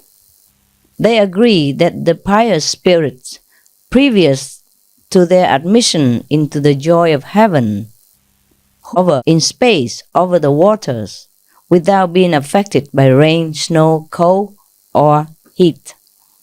They maintain that by the doctrine of the immortality of the soul, humans, I don't know why they always say men. Huh? Is that sexist or what? Who are we here? Huh? We are half of the population, no? Always say mankind, human even. Why not he woman? What's wrong with he woman? Huh? What's wrong with womankind? Why mankind? Where do all men come from if they are not woman? Huh? Anyway, we can use both at least, nah? So maybe we have to say human and womankind. Yeah? In the human-woman world. Yeah. Actually, in the world woman, we have both man and woman already. But they are allergic to using it. Even from the beginning. From a long time already. In the beginning, the woman was at the top. Women were the leaders. Yeah. But slowly, men use their strength to overpower them and make them clean pots and, and cook silky tofu instead. Yeah. It's also a nice job. Who cares? Yeah? As long as the man can provide something, we are happy to stay home, cook tofu. But sometimes the case is the woman also have to go get the tofu. To earn the bread and also have to cook the tofu. Yeah. While the men are watching something interesting, important, like, a soccer game.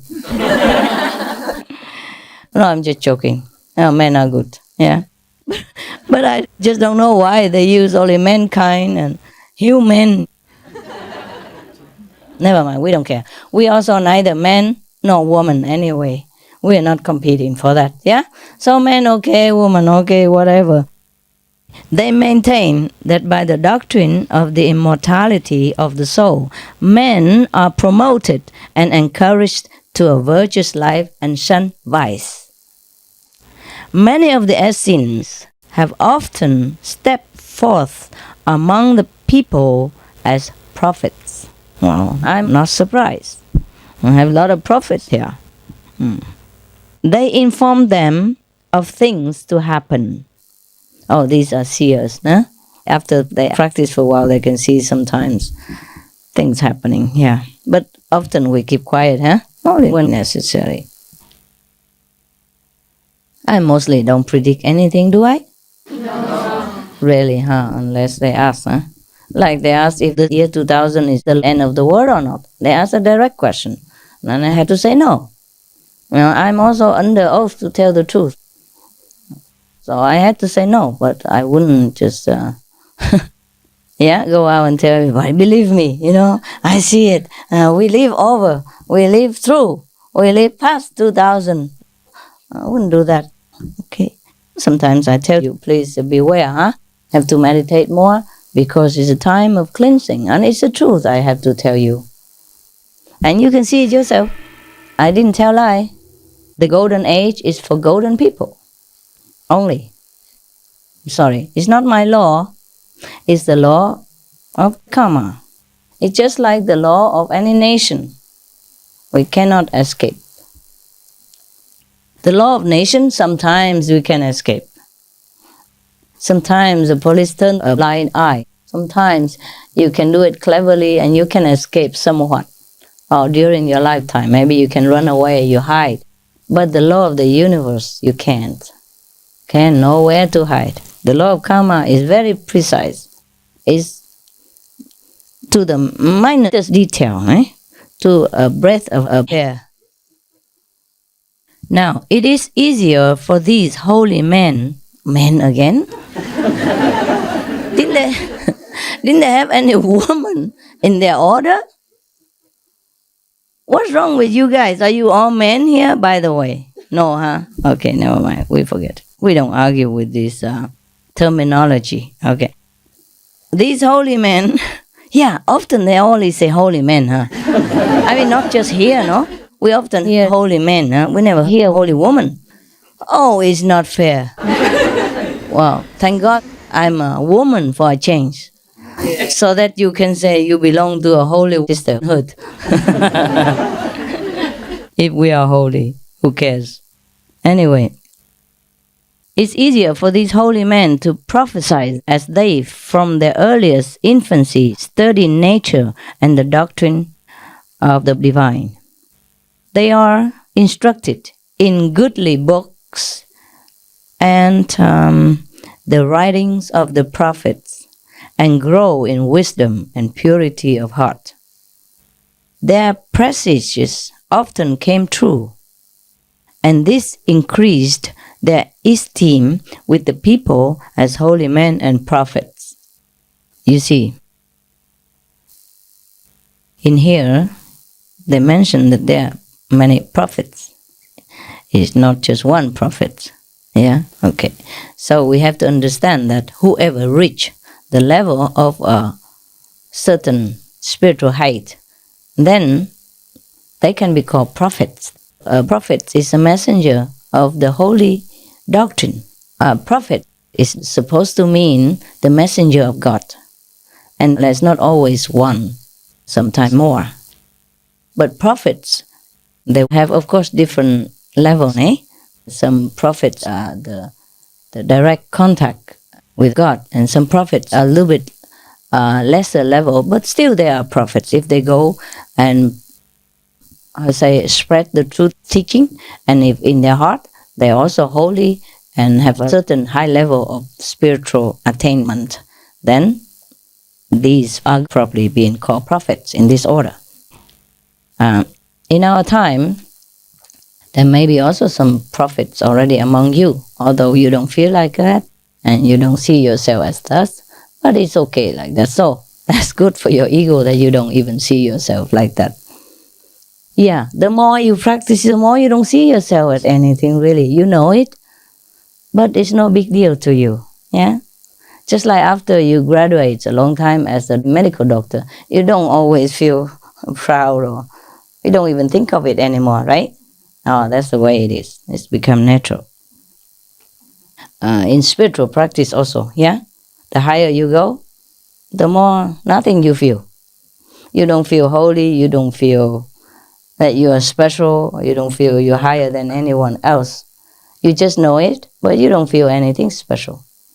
Understand me? Yes. You just know it, definitely, that you are better than before, that you're higher than you were before, and that, of course, you are better than many of your other brothers and sisters who don't study the same spiritual elevation method. You know it only, but you don't feel arrogant about it. Yeah? That's correct. Is that so? Yes. Yeah. I know that because it's the same here. How I can talk with confidence? Because it's the same experience. Yeah, between us, we all feel the same.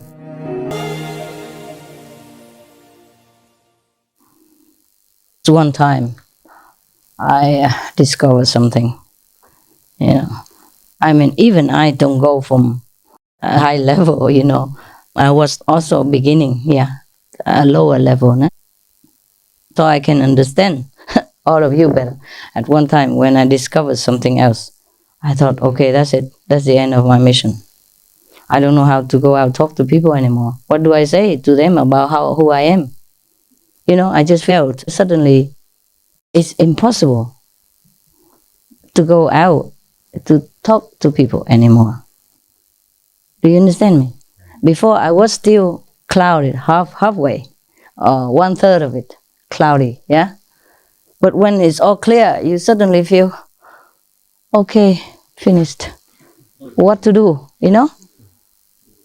It's not like shy or something, but it just hits you like, oh, you cannot talk about it. Do you understand what I'm saying or not? Yeah? I felt like I could not ever go out and talk to anybody anymore. At that point, one point. But then it's also passed like everything else, and then I had to resume my work, But it's different to talk to you than to talk to the people outside, of course. So with you, I could talk a little bit more easily. But at that point, when I discovered the truth, of my own identity, I thought, that's it. This is the end. Not the sad way, but it just felt like, that's it. I could never go out and tell people anything. Suppose they ask, who am I? What would I say? Do you understand me? Yes. What level I am, I could not say then. It just hits you like that. It's not like I'm prepared. Now I'm telling you in words. It seems more. It seems more like prepared or more understanding, more intellectual. But at that time, it just hit you like, boing. That's it. You're done. You could never go out and talk to anybody. It seems impossible. It seems like it's just not a thing that you would ever do. That's it. Because the truth just hits you. I don't know. It's how to say it. Okay, never mind. Try to understand. If not, it's fine. Once you know that point, you just cannot talk. Yeah? I don't know how to explain it, really. Any of you understand? Yes. Well, how do you understand it? Tell me, one by one. Huh? Tell me how you understood. Just one by one. Anybody? It's just a feeling, Master. Feeling what? It's just a feeling of one with the wonderful universe we live in. It's the same way we're one with every brother and sister. No, that was before that. Once you realized who you were, you realized nobody would understand if you talked about it. Something like that. Yes. It wasn't that clear, but it just felt like, that's it, It feels like, okay, maybe you're shy or something. But it's not shy. It's just the feeling and the truth cannot be expressed. And it feels like I cannot do it. Just like going out and say, look at me, I'm beautiful. It's just like, Similar like that. Do you understand me? And who would ever do that? Do you know what I mean now? It's similar like that. It's not exactly, but that's as good as I can tell you. Yeah? Okay. It seems like impossible anymore. I thought at that time, that's it, my mission is finished. I didn't even think that I could even come and tell you or talk to you again ever. And you're a woman. And you're a woman. What's that? What people are looking for a man to be the leader. Oh, not true, not really. No, honey, you always make a good point, but at the wrong time.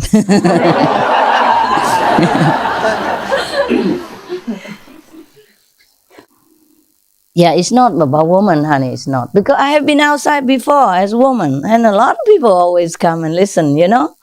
It's not like they don't, huh? It's just that this time, I can't open my mouth anymore. You know, at that point, yeah? Yeah. But now it's also already past, like everything else. It's faded a little bit. So I have to forget it in order to continue my work. Okay? Yeah. All right. Yeah. That's just what it was. Yeah. Like, it's not about nobody would understand, but it seems too, I don't know, too incredible to tell anybody about it. And it seems like you cannot just want to tell. You understand what I mean? Yes. Because you were in retreat for 2 years. Yeah, that was. So I was having a feeling that you are getting higher and higher and far away from us. Yeah. And on one side, I'm happy for you to are flying high, but on the other side, I'm afraid that we will be left here just for alone. So, but I have been suspected that you said since 1999, as you were in Africa, and you started to teach the people in the whole hall, the communion method. You said she can show the people God within just some minutes. As I was sitting in the hall, I was crying in my heart, and I said, Master, do you know what you are doing? Because it's really dangerous to show so much outside to the people. It's okay. At that time, it was still okay. But you know, it's a different point. That is okay. That I can handle. It doesn't matter. I just tell people I saw God. I saw them God. You know, the third party. That's different. The third party, you can always introduce, glorify it, and beautify it, and tell whatever you want about it. There's absolutely nothing to do with you. Yeah, that was the easy part, honey. I could show the whole world God at that time. It doesn't matter to me. I can handle it. You know. The karma, anything, doesn't matter. It's not that. When you have a third party to advertise, that is easy. You know, blame it all on him. You know, yeah, glorify him, everything. It doesn't matter. I have been thinking, if you can give so much and everything and all the time, then you must be that one. Yeah. Because no one else, no human and no other people that I've ever heard can do that. Yeah, but at that time, still had a third party. Yeah, but when you reach to a non-third party, truly, you know, there are many levels. You feel one with God, okay. You feel one with the whole creation, that's okay too. But that's not the point. That's not when it hits like that. I haven't been hit like that, even in previous lives. In previous lives, I stayed at the 5th level so that I can come back. You see what I mean? Any other previous life, 5th level. That's all I went to, and so that's all I remember. I told you I take you to 5th level. And I told you the truth at that time, what I knew, okay? But later on, it is beyond that, and I say, that's it. I don't know what to say anymore. So even I drop you some bomb in Hungary, I say, you can't go beyond the 5th. And you were crying wolf. Oh, what can I do? I commit to the truth. I had to tell you. Yeah. But the 5th level is great, grand, and beyond your imagination. Do not look down on it. Some of you are not even there yet, and only say, only 5th level? Only. You know how many masters? You know, practice asceticism, forsake everything in the whole world, eat only wild berries, and still haven't reached it. Only the 5th level. Where you want to go? The way you are. Anyway, okay. Oh, well, thank God that I come back to talk to you. Actually, I was thinking I felt very far also from you at that time. Yeah.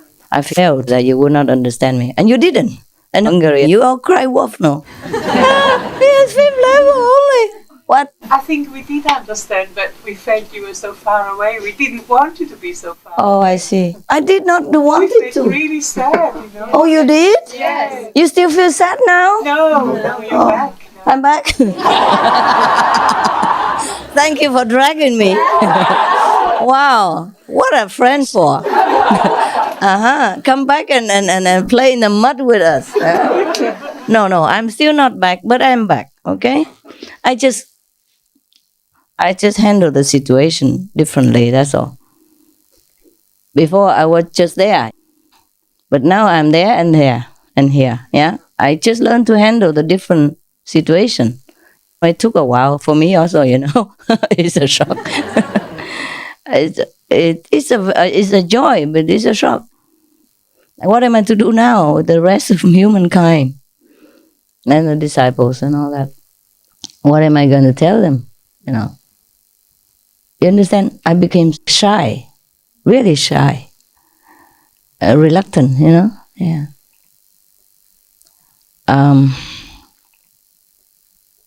Yeah, fancy being shy, huh?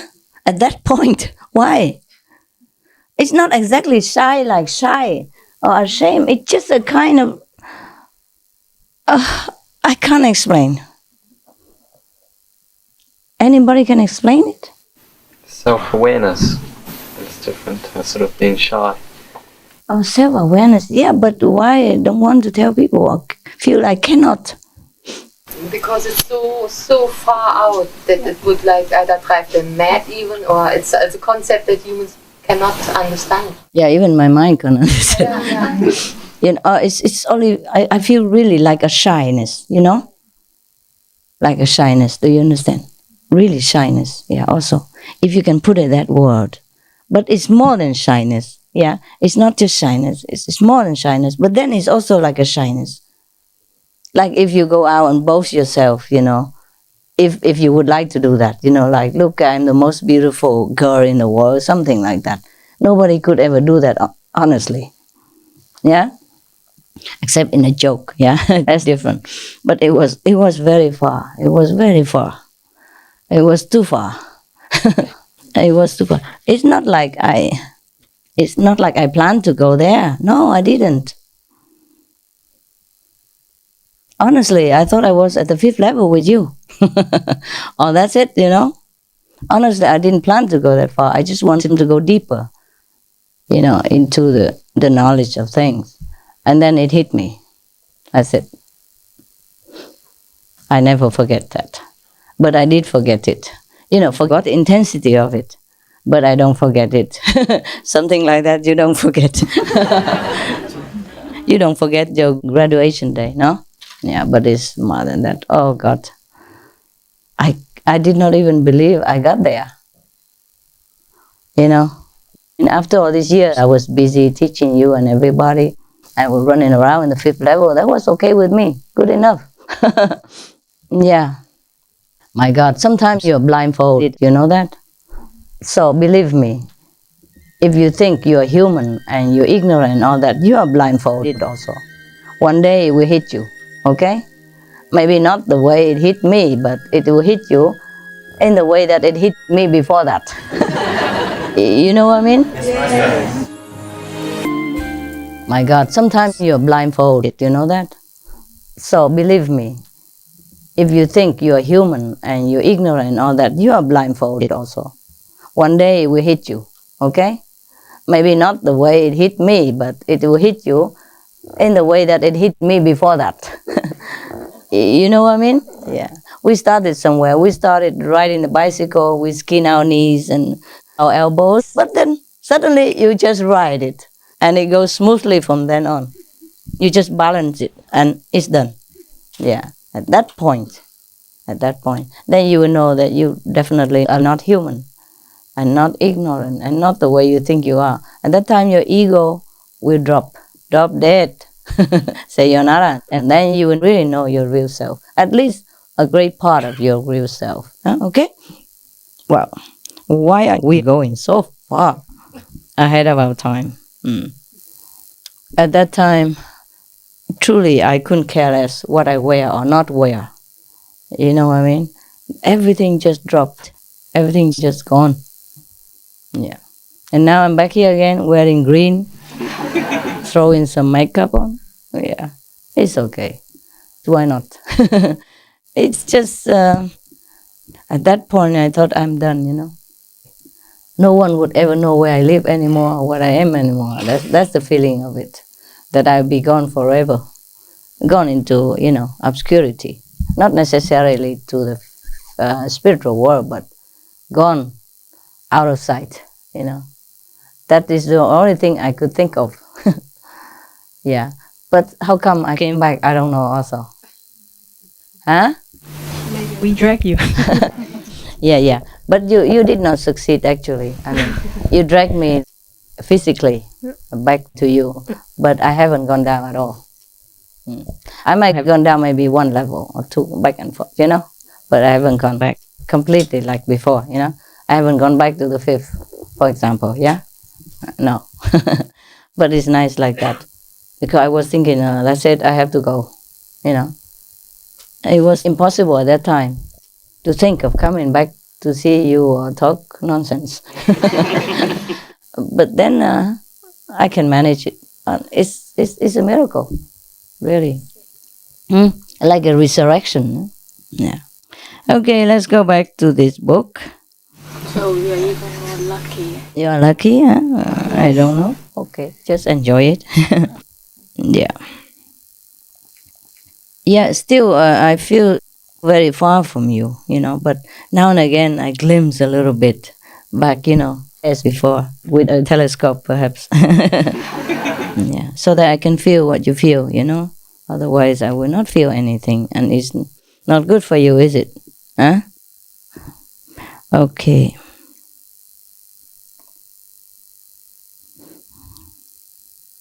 But, you know, I'm still surprised. Because at that point, you don't have any, you just gone beyond all emotion. You do not understand humans or animal people or anything. Yeah.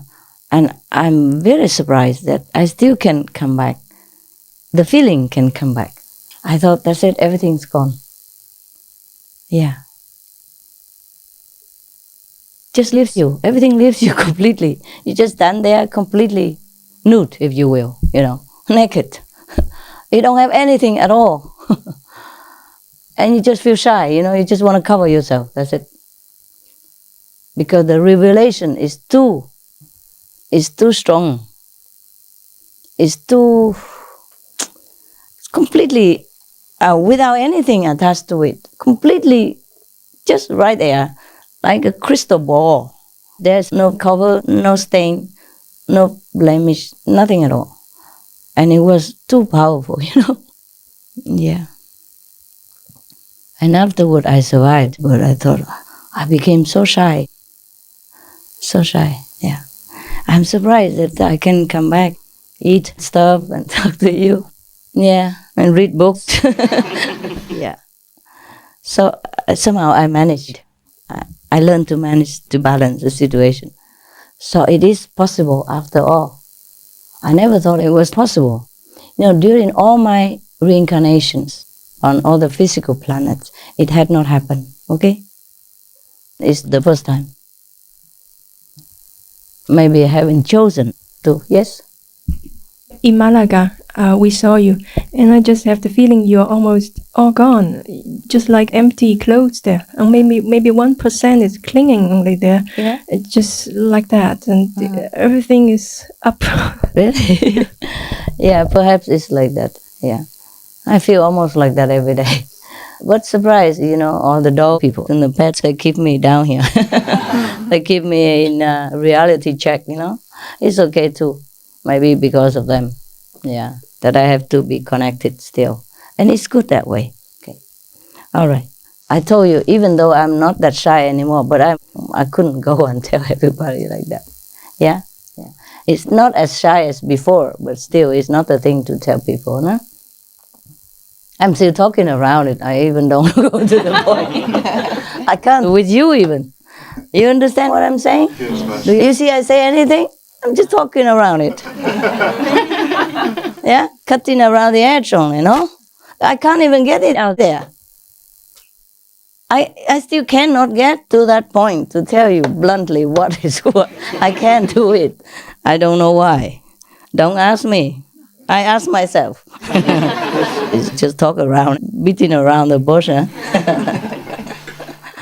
Just like a man who wants to propose, but say, "Oh, you are the sunshine of my life. You are the roses in my garden," and all that, no? But at one point he doesn't say it, Proposing or weather forecast, remember that? Yeah. You okay, love? Hey? Yes. What's wrong? Crying. Why are you crying? Okay. Look, I even painted my fingernails yesterday. Yeah. Cool, huh? Right. Where were we? Okay.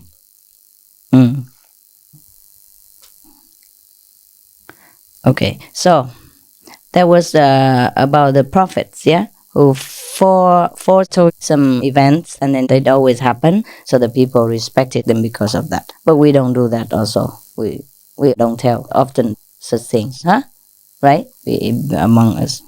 Maybe they could do that. And it's to some small group or a few people, and then that few people spread out maybe. I don't think these are prophets, so-called prophets, also go out in the street and say, "Look here, tomorrow is going to rain." Something like that. That belongs to the BBC weather forecast company. Let them earn some living, no? Let them do their job. Good job, no? Good job that they're doing. Why the prophets have to do that? Well, I guess in the old times they didn't have TV. So it's also good to warn people out of danger, huh? And maybe that's why they had to do it. Okay, now. All right, now we continue lower down. The Essenes consider that everybody who does not marry hereby contracts the propagation and destination of man, humankind, womankind, as man would soon cease to exist otherwise. If man doesn't exist, then woman exists, okay too, no? They say if we don't propagate, like we don't marry and have children, then man cease to exist. It only talks about men, so we women, we don't care, huh? Men. They mean if everybody doesn't marry, then we have no more world, no more humankind. I don't know if that's important or not. Is it important? No. Maybe, yeah. In that sense, perhaps, yeah. You have to know that the order of the Essenes probably have been like a lineage, coming down through generations, yeah? Like the Buddhist tradition and all that, nah? It might not be at that time that have a lot of high-level enlightened masters, yeah? It might not be, but they still kept the virtues of it, yeah?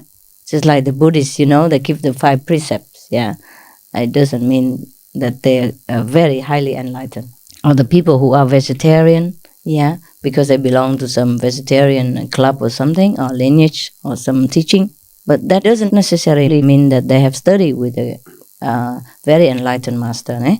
Or then they might not have produced all that enlightened master. There might be some, but it doesn't always mean. So they might interpret something according to their understanding of their spiritual level at that time, yeah? Okay, so hence, perhaps that's why they say everybody who doesn't marry will not propagate for the population of the world, which is not good. That's what I mean. Okay, I don't mind. I told you, I don't mind. You married, make children a lot, it doesn't matter to me. Just meditate, yeah. But ere they married, they put the one they had chosen as their wife on a term of trial for 3 years. Ooh. Uh-oh. Uh-oh. 3 years. After 3 years, he gets fed up, there he goes, choose somebody else. Oh, what a clever way. Because people say 3 years each, and 7 years each. So after 3 years, maybe you don't want to stay with that partner anymore. But why is that? This is the thing I don't agree, because it's all about men here. Men choose a wife and they try her for 3 years. Some people who did not get a very high enlightened level and still have a little sound of sexist here. We cut that part out. No, never mind, we just keep it. Doesn't matter. People have to understand, you have to understand. Yeah, the teachings sometimes have flaws. That's a problem. Okay. After this threefold trial and cleansing, if the woman was found to be chaste and faithful and capable of bearing children, they marry her. Wow. Like a business. So I think we don't want to belong to this. This policy only we don't like, huh? They never had sexual intercourse with their wife in her pregnancy. Well, that's okay. Thereby to show they had not married from lust, but to fulfill the command of Jehovah. Be fruitful, increase, and fill the earth.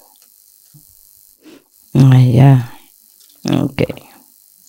Well, we have to ask Jehovah about that. It's okay. The idea of marriage for, spiritual partnership is okay. Yeah? Not for lust. Yeah? That's okay. That's laudable. But to think of a woman is like bearing children object, that I don't agree with. Yeah? They had forgotten the woman's soul, which is equal to men's. Yeah. Maybe they haven't elaborated very well. Maybe it's just one of the traditions in the country and they incorporated it into this way of life. Yeah? I hope so. Okay. When the woman bathe or wash themselves, they are clothed in a linen garb, meaning not completely naked in the river. They didn't have bathrooms before, so they just bath themselves in the lake or river, so of course they have to clothe themselves in a kind of garb, so you can wash yourself inside but nobody sees you. Huh? It's like a mobile bathhouse. Huh? That's very cool. We can do it here. Yeah? We can wear a plastic garb and then go outside in the rain. Yeah, the water will run inside and you clean inside. That's like a tent, like a personal bathing tent. Okay. Now, the men, similarly, when they bathe, wear an apron or belt around the waist. Okay, that's okay. It's no big deal. In whatever they do, they exercise great order and chastity. Yeah, that's supposed to be, like for dignity, to protect your dignity as well as somebody else who's watching. If anybody is watching, they should not anyway. But probably because they bath together, in the same lake or something, or the same bathhouse, so they have to exercise that, and it's okay. So rightly do they deserve to be called an example for the life of other people. Oh, that's correct. Oh, we have some more here, but maybe another time. What time is it? 6 o'clock? What time are we supposed to have dinner? 7, huh? Okay. Well, there's some food ready or not? If there's some food ready, then you may go out. And I'm sorry, the place is a little bit small and with not enough facilities. Bathroom and all that. Everywhere is the same. You haven't had enough good karma to have a bigger place yet. Don't blame me. Don't blame me, huh? It must be your collective karma, right? Yes. I've tried so hard many times. I failed. I can't get it for you some way or another. And so it might have been your karma then, huh? Oh, it might be my karma, no? because I can't buy a place to sit by myself. So I have a beautiful cave and all that. And I even had to leave because I have to go out and work for you. Yeah? Yeah. Whatever happens is because I'm with you, because I have to work for you. That's why. The collective karma. Yeah? I collect the karma. Oh, it was very good. Maybe I check out if something good, then maybe we... Oh, it's similar. Oh, it's similar. Okay. It's similar. Okay. That's good. We're just ready. Ready? Congratulations. What a lucky group. Okay. When we come back next time, it's like remastered TV news, you know? When we return, we will talk about which country has the most NQ as a collective race. Okay? Wow. Is that interesting enough? Yeah. Cool. Stay tuned.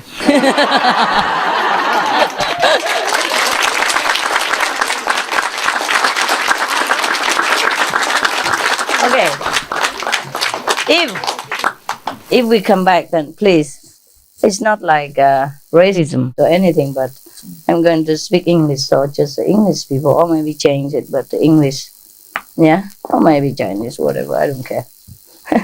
Okay, or French, yeah, or maybe all the French people, but I don't speak French that much, and my tongue is tired of talking French. Yeah, maison.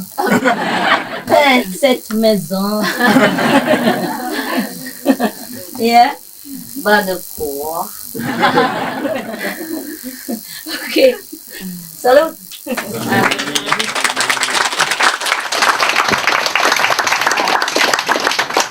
And I keep it here in case I take it with me in case I forget. In case I go somewhere else, huh? I mean, other places. Okay, ciao, ciao. Good appetit. Bon appetit.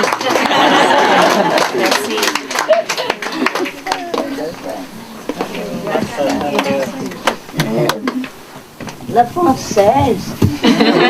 Les Parisiens. C'est bon. Yeah. Oh, I'm going to have my breakfast now. Anybody prepare already? Yes. Okay. You guys don't come in and just sit here working like that all day? No. That was the use of coming here. Might as well work where you want, no? Is there any use? Or you can see me from your computer. 3D. Yeah? This is 4D, but that's 3D. It's better than no D, no? Oh well, I feel sorry for you. If you come here and just work and what's the use? Huh? Any use? If it's not urgent, you can come in and, listen and ha-ha for a while. Come back, Okay, then it's cool. I'm so sorry for you guys, but you earn a lot of merit, huh? Doing that, yeah. Okay. Wow, where are you going? You going out there? Working, right? 有翻译吗？没有。应该坐在能够翻译的地方啊。Anybody 翻译给这些人听啊？有没有人翻译？ Oh dear. There are some more room in there, for the English people, I think. Yes. The one who hasn't been there, of course, go there, and the one who has been there but still has room and still understand English, then may come in. Yeah? Okay. Fight for your freedom. Yeah. 看到食物就好了。对了。哎，那边是以后慢慢来，在家里听那个哈。是，哎，对。对不起了。不会，谢谢师傅，谢谢。重复听啊，总会没有好。对。Okay, I am so sorry. Yeah. Okay, if you can see any place, then you go. If not, you come back, yeah? Why her? Is she more beautiful or what?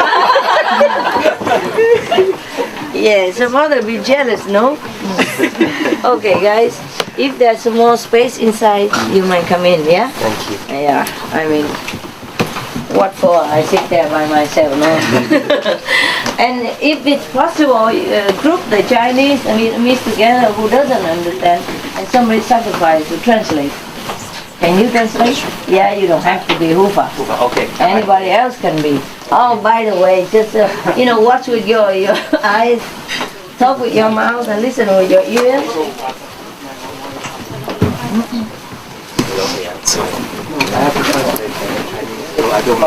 It smells so fresh. You have water even. Okay, yeah. Yeah, well, better than nothing, eh? Fresh, okay. Better than nothing, huh? Okay. Yeah, sit. Go. Go. Yeah. Anybody outside, listen, if you are a Hufa, but you understand English and you can translate, you can hear it from outside or not? No, huh? Cannot, huh? Can they hear me? Yes, when you were outside, can you hear me? Yes. Oh, then. Not clear. Please. There's a TV they can see. Still can hear? On the TV and they can hear. Okay. They have TV? Yes. Okay. Then please group together like Vietnamese or Chinese outside and translate, okay? There are only two. Two need, right? Vietnamese and Chinese, right? And French and Holland and, and Amsterdam, whatever, okay? If anybody who understands English, sit next to the TV and please translate to your group. You do as much as you can. Okay, go. Go do something. Yeah, sit anywhere. And especially the French people, they have been sacrificing all these hours that never sitting here, right? Yes. Where from? Australia. Australia? Are you allowed to be here? I'm from the German Centre. A German Centre? Yeah. Okay, relation, huh? The German connection. Yeah, go. There. Oh, behind there, fine. Be careful, don't hit people with your ear. I forgot. I do not offend you, the great people, the heroes of the age, the saviors of mankind. Womankind. Yeah, how come they're not afraid to offend us? You know, the mothers of all nations. Our space occupied? Any more space empty? No? One person. One person? For one brother. One brother! Skinny one, please. Skinny one! Cannot weigh more than 50 kilograms. Oh, look at that. I just opened a joke book, just by chance, and here it comes. We come in peace for all mankind. Talking about, equality, yeah? Go inside. Huh? You're not going? Yes. Go. Both of you can still squeeze in the Westerner. Come in. Yeah, just make room, that's it. I don't care how. Yeah. There, the skinny guy goes in there. The skinny girl goes in there, and the fat guy is standing. Oh. Sit on your brother's shoulders. There's one room here even. Wow. Look at that. Mankind, huh? And how about womankind? They don't count us, do they? I just show them, hey? Yeah. That's why I go around teaching, hey? Teaching them, huh? Just show them we are cool, huh? Anyway, before we were reading about the Essenes, the tradition of dating a girl for 3 years, huh? Actually, they put it in a bad way. Actually, we do have that all the time, right? But it's not necessarily like the man picks the woman for 3 years and decides to marry her or not. It could be the other way around, yeah? It could be after 3 years he says, sayonara. I don't like your face, or whatever, or your personality. Or when you go to the bathroom, you didn't flush or something like that. Oh, who knows? Every little thing counts, you know? Yeah. Let her sit somewhere. She's already there. Go, honey, go. They will make room somehow. Here, there's a room here, sweetheart. Yeah, there is always some room. I sit here. Yeah. Yeah, sit anywhere. Just cross your legs, okay? You can only sit with your legs together. That's it. Thank you, love. Yeah. My God, we're advertising for that every day. Our commission, huh? Is it a good one or not? They put it in the fridge, Mom. I know, but is it good? Yeah. I mean, this kind? Yeah. I like it. You like it? Yes. I heard that all the time. Write to the company and say, commission? Yeah, okay, never mind. You know, even now I don't feed my dog people anything with milk or yogurt, stuff, things like that. Even my dog people, they're vegan, you know. We have vegan yogurt, or yogurt, but from soya yogurt and soy milk. It tastes just the same. I don't really eat vegan yogurt myself. I don't like the warmth in it. You know, they call it enzyme or whatever. Anything, I feel you. Yeah. You won't kill him, no? No, huh? No, you swallow and then he come in whole. Why am I so thirsty here? At home I hardly drink. And only when I sit here. This is a bottle of water or what. Yeah, because when I'm in the room I also don't feel like drinking. I told you yesterday that I would go back into my room and drink 10 bottles. I didn't. As soon as I got there, I didn't feel thirsty anymore. Just here. It's all our karma. Must be your sweating karma.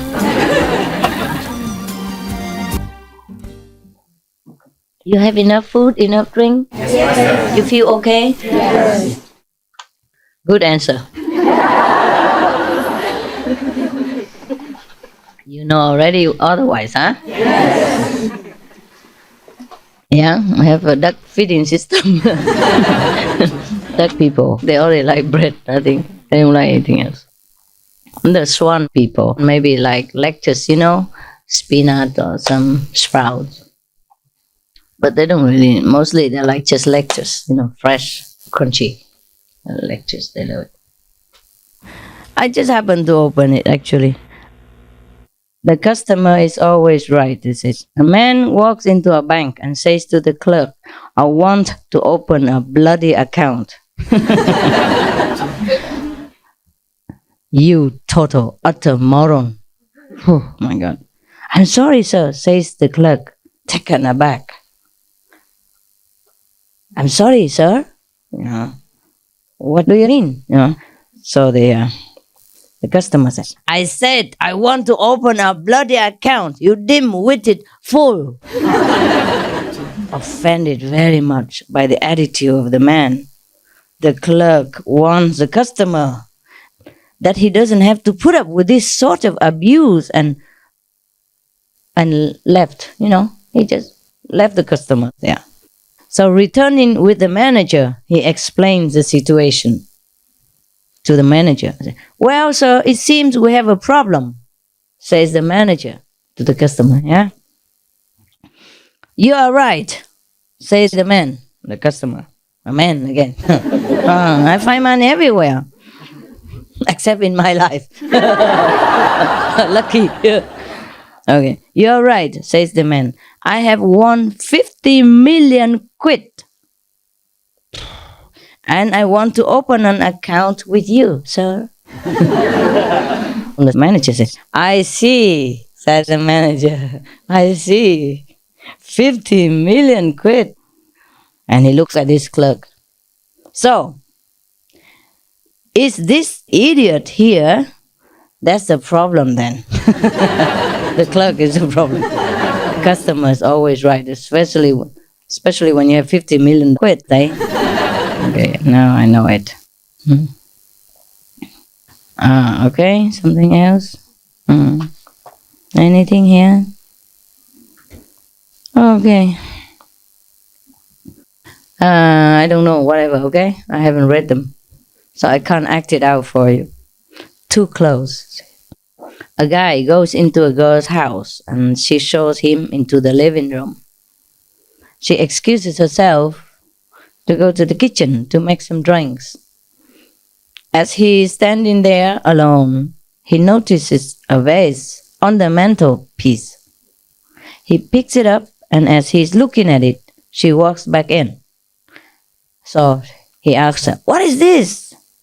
"Oh, my father's ashes are in there." She replies, turning red. He apologizes. And she continues, "Yeah, he's too lazy to go to get an ashtray." Hey, not too bad, is it?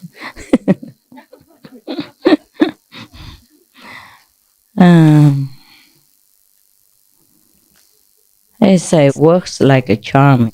A man approaches a beautiful woman in a supermarket and asks her, "You know, I've lost my wife here in the supermarket.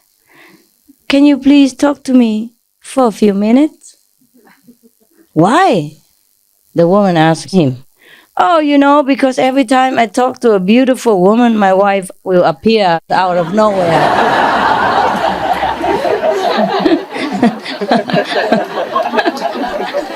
Otherwise, he couldn't find her. Yeah, it happens, huh? It's possible. Yeah. There's another one for the feminists like us, okay? They talk about men all the time. There's one for women here. Can't complain. Scientists have recently suggested that men should take a look at their beer consumption, considering the results of a recent analysis that revealed the presence of female hormones in beer. Oh, I told you not to drink alcohol in beer. Otherwise, you all go out walking like this. Hello. What is the lipstick that you put on there? Can I borrow? All right, so no beer drinking, according to the scientists of this book, okay? Of this book. So the theory is that drinking beer makes a man turn into a woman. Oh, how?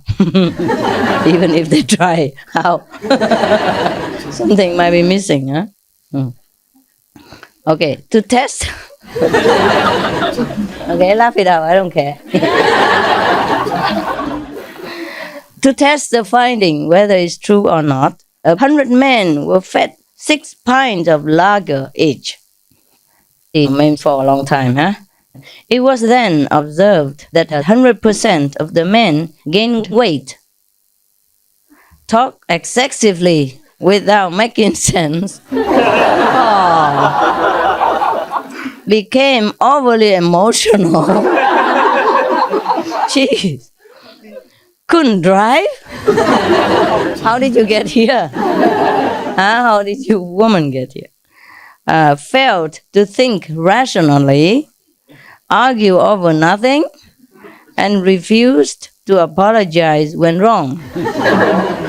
No further testing is planned. I don't believe this stuff. Okay, I read this one. Okay. I hope it's not another feminist. Are we really like that, men? I mean, from the man's point of view. I mean, not about me, I mean, woman. No. It's a nonsense. Some woman haters.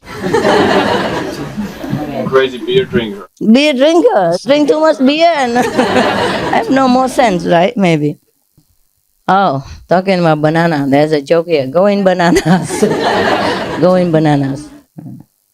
A gorilla walks into a bar and orders a pint of lager. Must be a man bar, no? A man gorilla. The barman, charges him 5 quid, like 5 pounds. And after looking at him for a while, says, "Do you know You are the first gorilla we have had in here for ages. I'm not bloody surprised, said the gorilla. Must be an English gorilla. Replied the gorilla, I'm not bloody surprised. At a $5 a pint, it's too expensive. That's why gorilla don't go and drink. Understand? Just not very good joke. Okay. Meanwhile, we're talking about the system of the man choosing a woman for 3 years and trial, to see if he likes her or not. That is not too bad after all, because maybe the woman won't like him after 3 years. And one more thing, people still do that nowadays anyway, right? They date each other or stay together for a while until they're sure, Yeah. So in Vietnam, before, old time, there's a system called ở rể, means the groom to be go to stay with the parents-in-law or the wife's parents for 3 years. 3 years, yeah? I think 3 years. Right? Vietnamese people? Ở rể 3 năm hả? Dạ 3 năm. 3 năm. Okay. During these 3 years, you're not supposed to really contact the wife, but they do it anyway with a letter or something. When nobody knows, when they're sleeping. So after the 3 years, if the parents of the girl think that the boy is good enough to marry her, then they would let him. Not like this, the way around, like after 3 years, if the girl is good enough, he will marry her. It could be the other way around too, yeah? So anyway, it's also a good testing system, no? There are so many systems, like this. In 3 years, the man must prove himself to be able, strong, good provider, temperate, good mood, good temper, and very diligent, yeah? Oh, that means he can work the heck out of himself. And you never know if the parents will be okay or not okay. Because the parents may be desperate for some helper and pick a guy who's in love with their daughter, make him work for 3 years and get another guy for 3 years.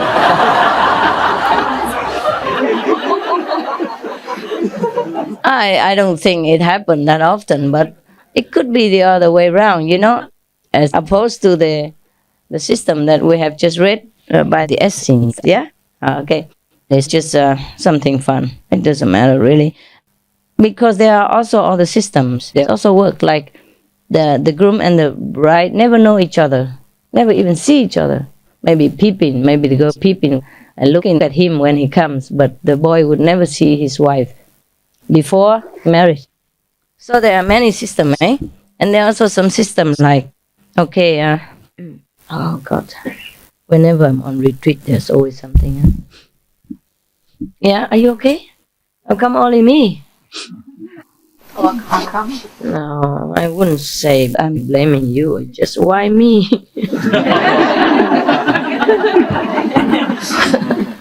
Okay, anyway. Where were we? Oh, okay. There's even some systems, some very strange systems.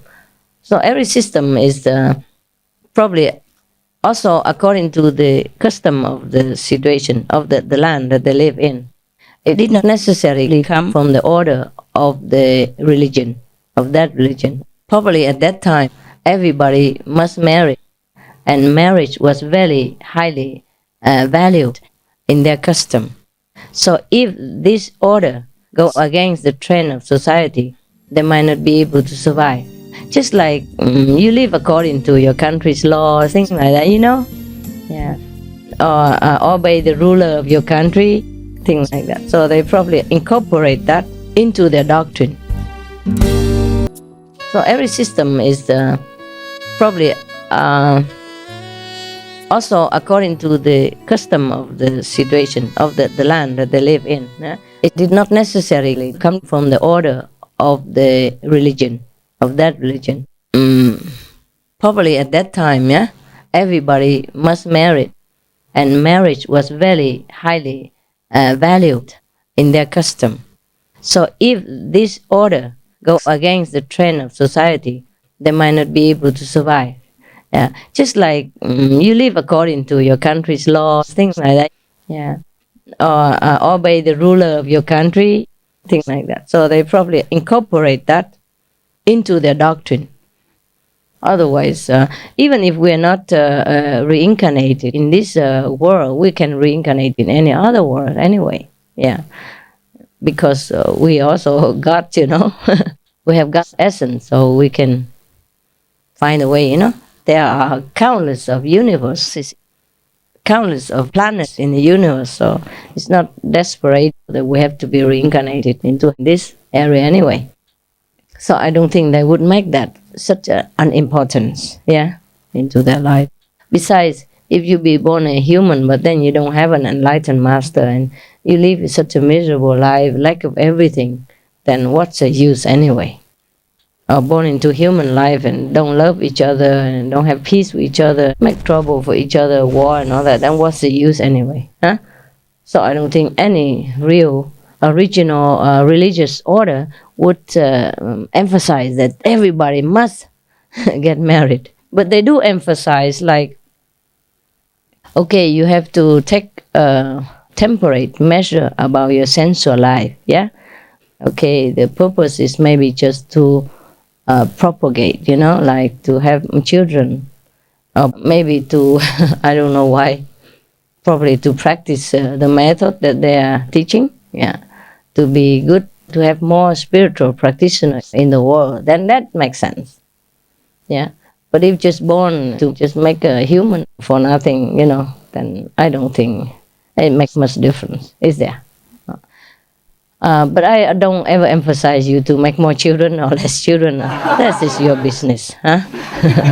Okay?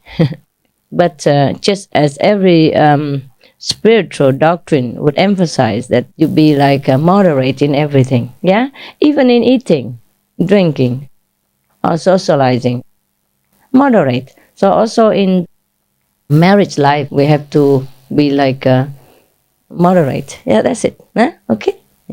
Because we're not using each other for like just pleasure objects, you know what I mean? It has to be love, and it has to be a purpose also, Okay, to bring children into the world, to give other souls a chance to practice the Kuan Yin method, something like that. It's just whatever noble intention, it makes you noble, that's it. It's not like it's something forbidden or anything. So like we eating, we enjoy it, but also because we would like to prolong this vehicle in order to practice the Kuan Yin method, If just eating for the sake of gluttony, then it doesn't make a human out of us, does it? No. So the reason all the masters emphasize moderation in everything concerning the physical activities, including sexual, appetite, drinking, anything at all, is all about moderation. Everything in moderation is good for you anyway. There should never be any overdoing or overindulgence. So in that case, most of the religious orders say the same thing, and that would make sense, That would make sense about that. Otherwise, there's nothing really forbidden, no? Okay, even if you forbid people, they do it anyway. All right, so where were we? Why do we talk about that? You want to hear some more jokes, or maybe another time? We're just jesting some jokes into the spiritual practice. Today we are very chaotic. Not serious Buddhas at all. God, where are we going with this kind of jokes? I really love jokes, so I can't resist. But I have promised you to say something else, right? Yes. Well, it's a very short subject anyway. Short news. Flying news. Flying and out quick. It's not really that important to you. It's just sometimes some of you ask some questions, and I noted it. So I check it out for you, and now I answer you. It might not be you who sit here. It might be you who sit in China somewhere, or in Japan somewhere. So here's the answer, whoever asked the question. Okay, according to my research, yeah, which has no proof, no evidence, no scientific approval, nothing, okay? So you take it or you don't take it. Very simple. No cost, is free. So the research outcome is like this. You see, as I talked to you about the NQ before, it's just like IQ. You can also practice and enlarge it. Yeah, a human quality normally is given to you. NQ, like noble quality, was also given to you before you were born. Yeah, according to what you had from last life, this is left over. That's what you get.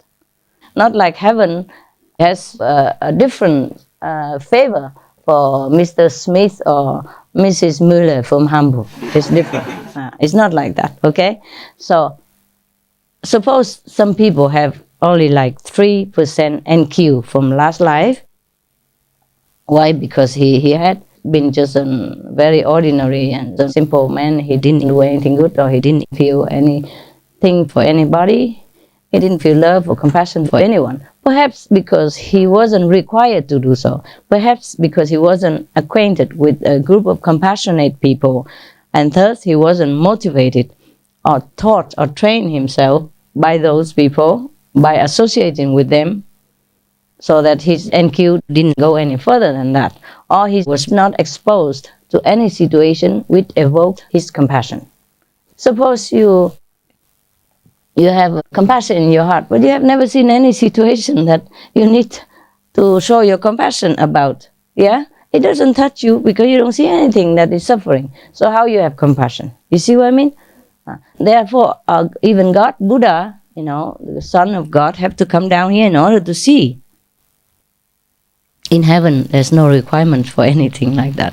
Everything is blissful and happy and peaceful. So, if you want to develop compassion, only in this world, in the physical world, yeah? Or in hell, perhaps. If you can survive in there, yeah. Or if you can, just like a lawyer goes into prison, without being affected by it. Okay, anyhow. Or suppose that guy or that girl had been in the past like some animal people, like maybe a low NQ animal person, like those who have prey animal people, the predators that they have to kill to survive. Those are lower NQ than other animal people. The very peaceful animal people, like the elephant people, for example, they have 30% NQ. Well, one of our most revered religious leaders has about that much.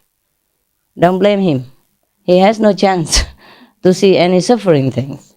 Maybe he's just been studying in a catechism school, study the Bible, read the words of God all the time, and he just does service in his church, which is just wedding or burial.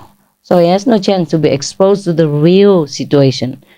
He probably sees it on TV. If he watches TV, maybe he doesn't even watch TV. Maybe you practice, you don't want to watch TV, yeah? Or he reads the newspaper and so people died, but it's not him who died.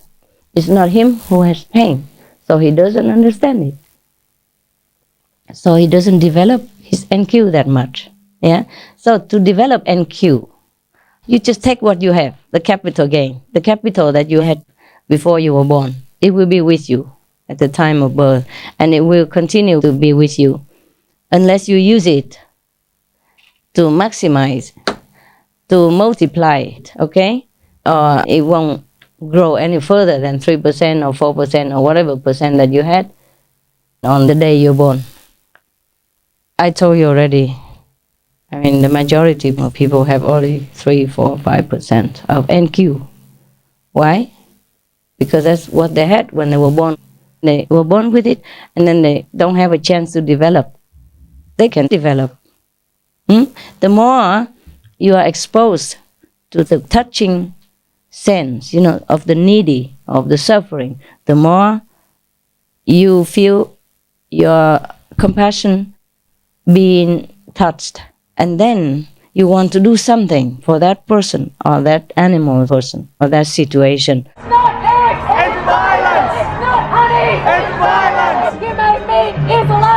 Animals do not want to die. And then that's how your NQ grow up, like the interest rates in the bank. You see what I mean? Yes. You can have the capital, just put it in the bank doing nothing, or you can invest it, yeah? You can do business with it, and then it will grow. So HQ and NQ can be developed. It's inborn, but then it can be developed. And like everything else, the more you use it, the more you have it. It's funny. Not like the more you use it, the more you don't have anymore. It's not like that. It's not like money.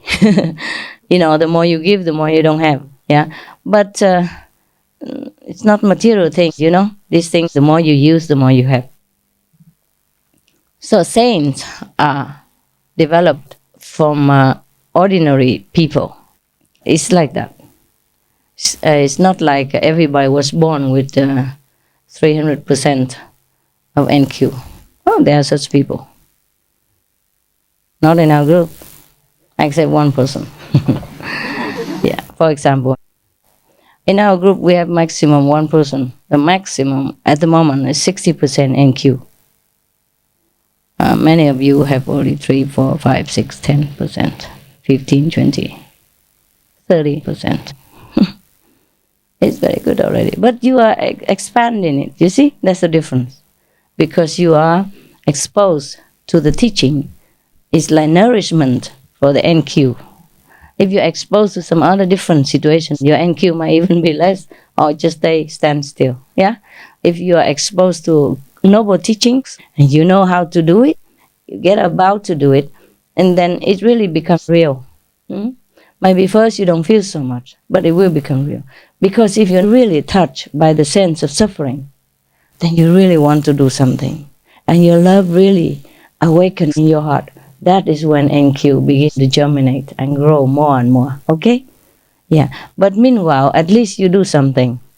Even if you don't feel so touched. But suppose you exchange the position, like you are that suffering person. What would you like to have? Then it's very clear to you. Yeah? If a person in an earthquake and they injure, of course they need medicine. Or their house is lost, of course they want a tent at least. They want water. They want clothes because they lost everything. Just exchange your position.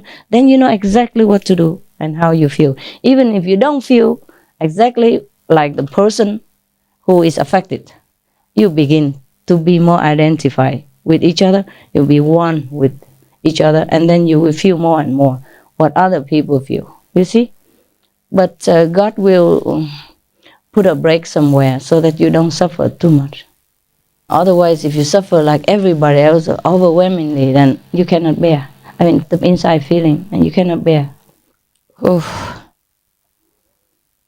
I'm surprised. I'm not really surprised.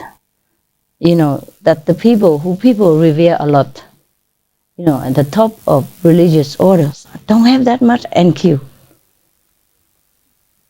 Also not enough, not much HQ, human quality. Because if they are just there from birth or from inheritance, you know, or from tradition, then that doesn't develop their noble quality or compassion. Compassion and noble quality have to be in real life, real action, real exposure to suffering. I mean, not yourself maybe, but to see somebody else suffer, yeah? And then something will be awakened in you, the love that is pure and unconditional, a true love. Then your NQ will develop. Even if you're not doing anything much for that person of suffering, just your sympathy, you know, your desire to do something. Even you cannot do anything, but your desire to do something to lessen the suffering of that person in front of you, that is already a good potential nutrition for your NQ. Yeah? Okay. So do not feel afraid of suffering, or do not feel afraid to help other people, because it's only good for you.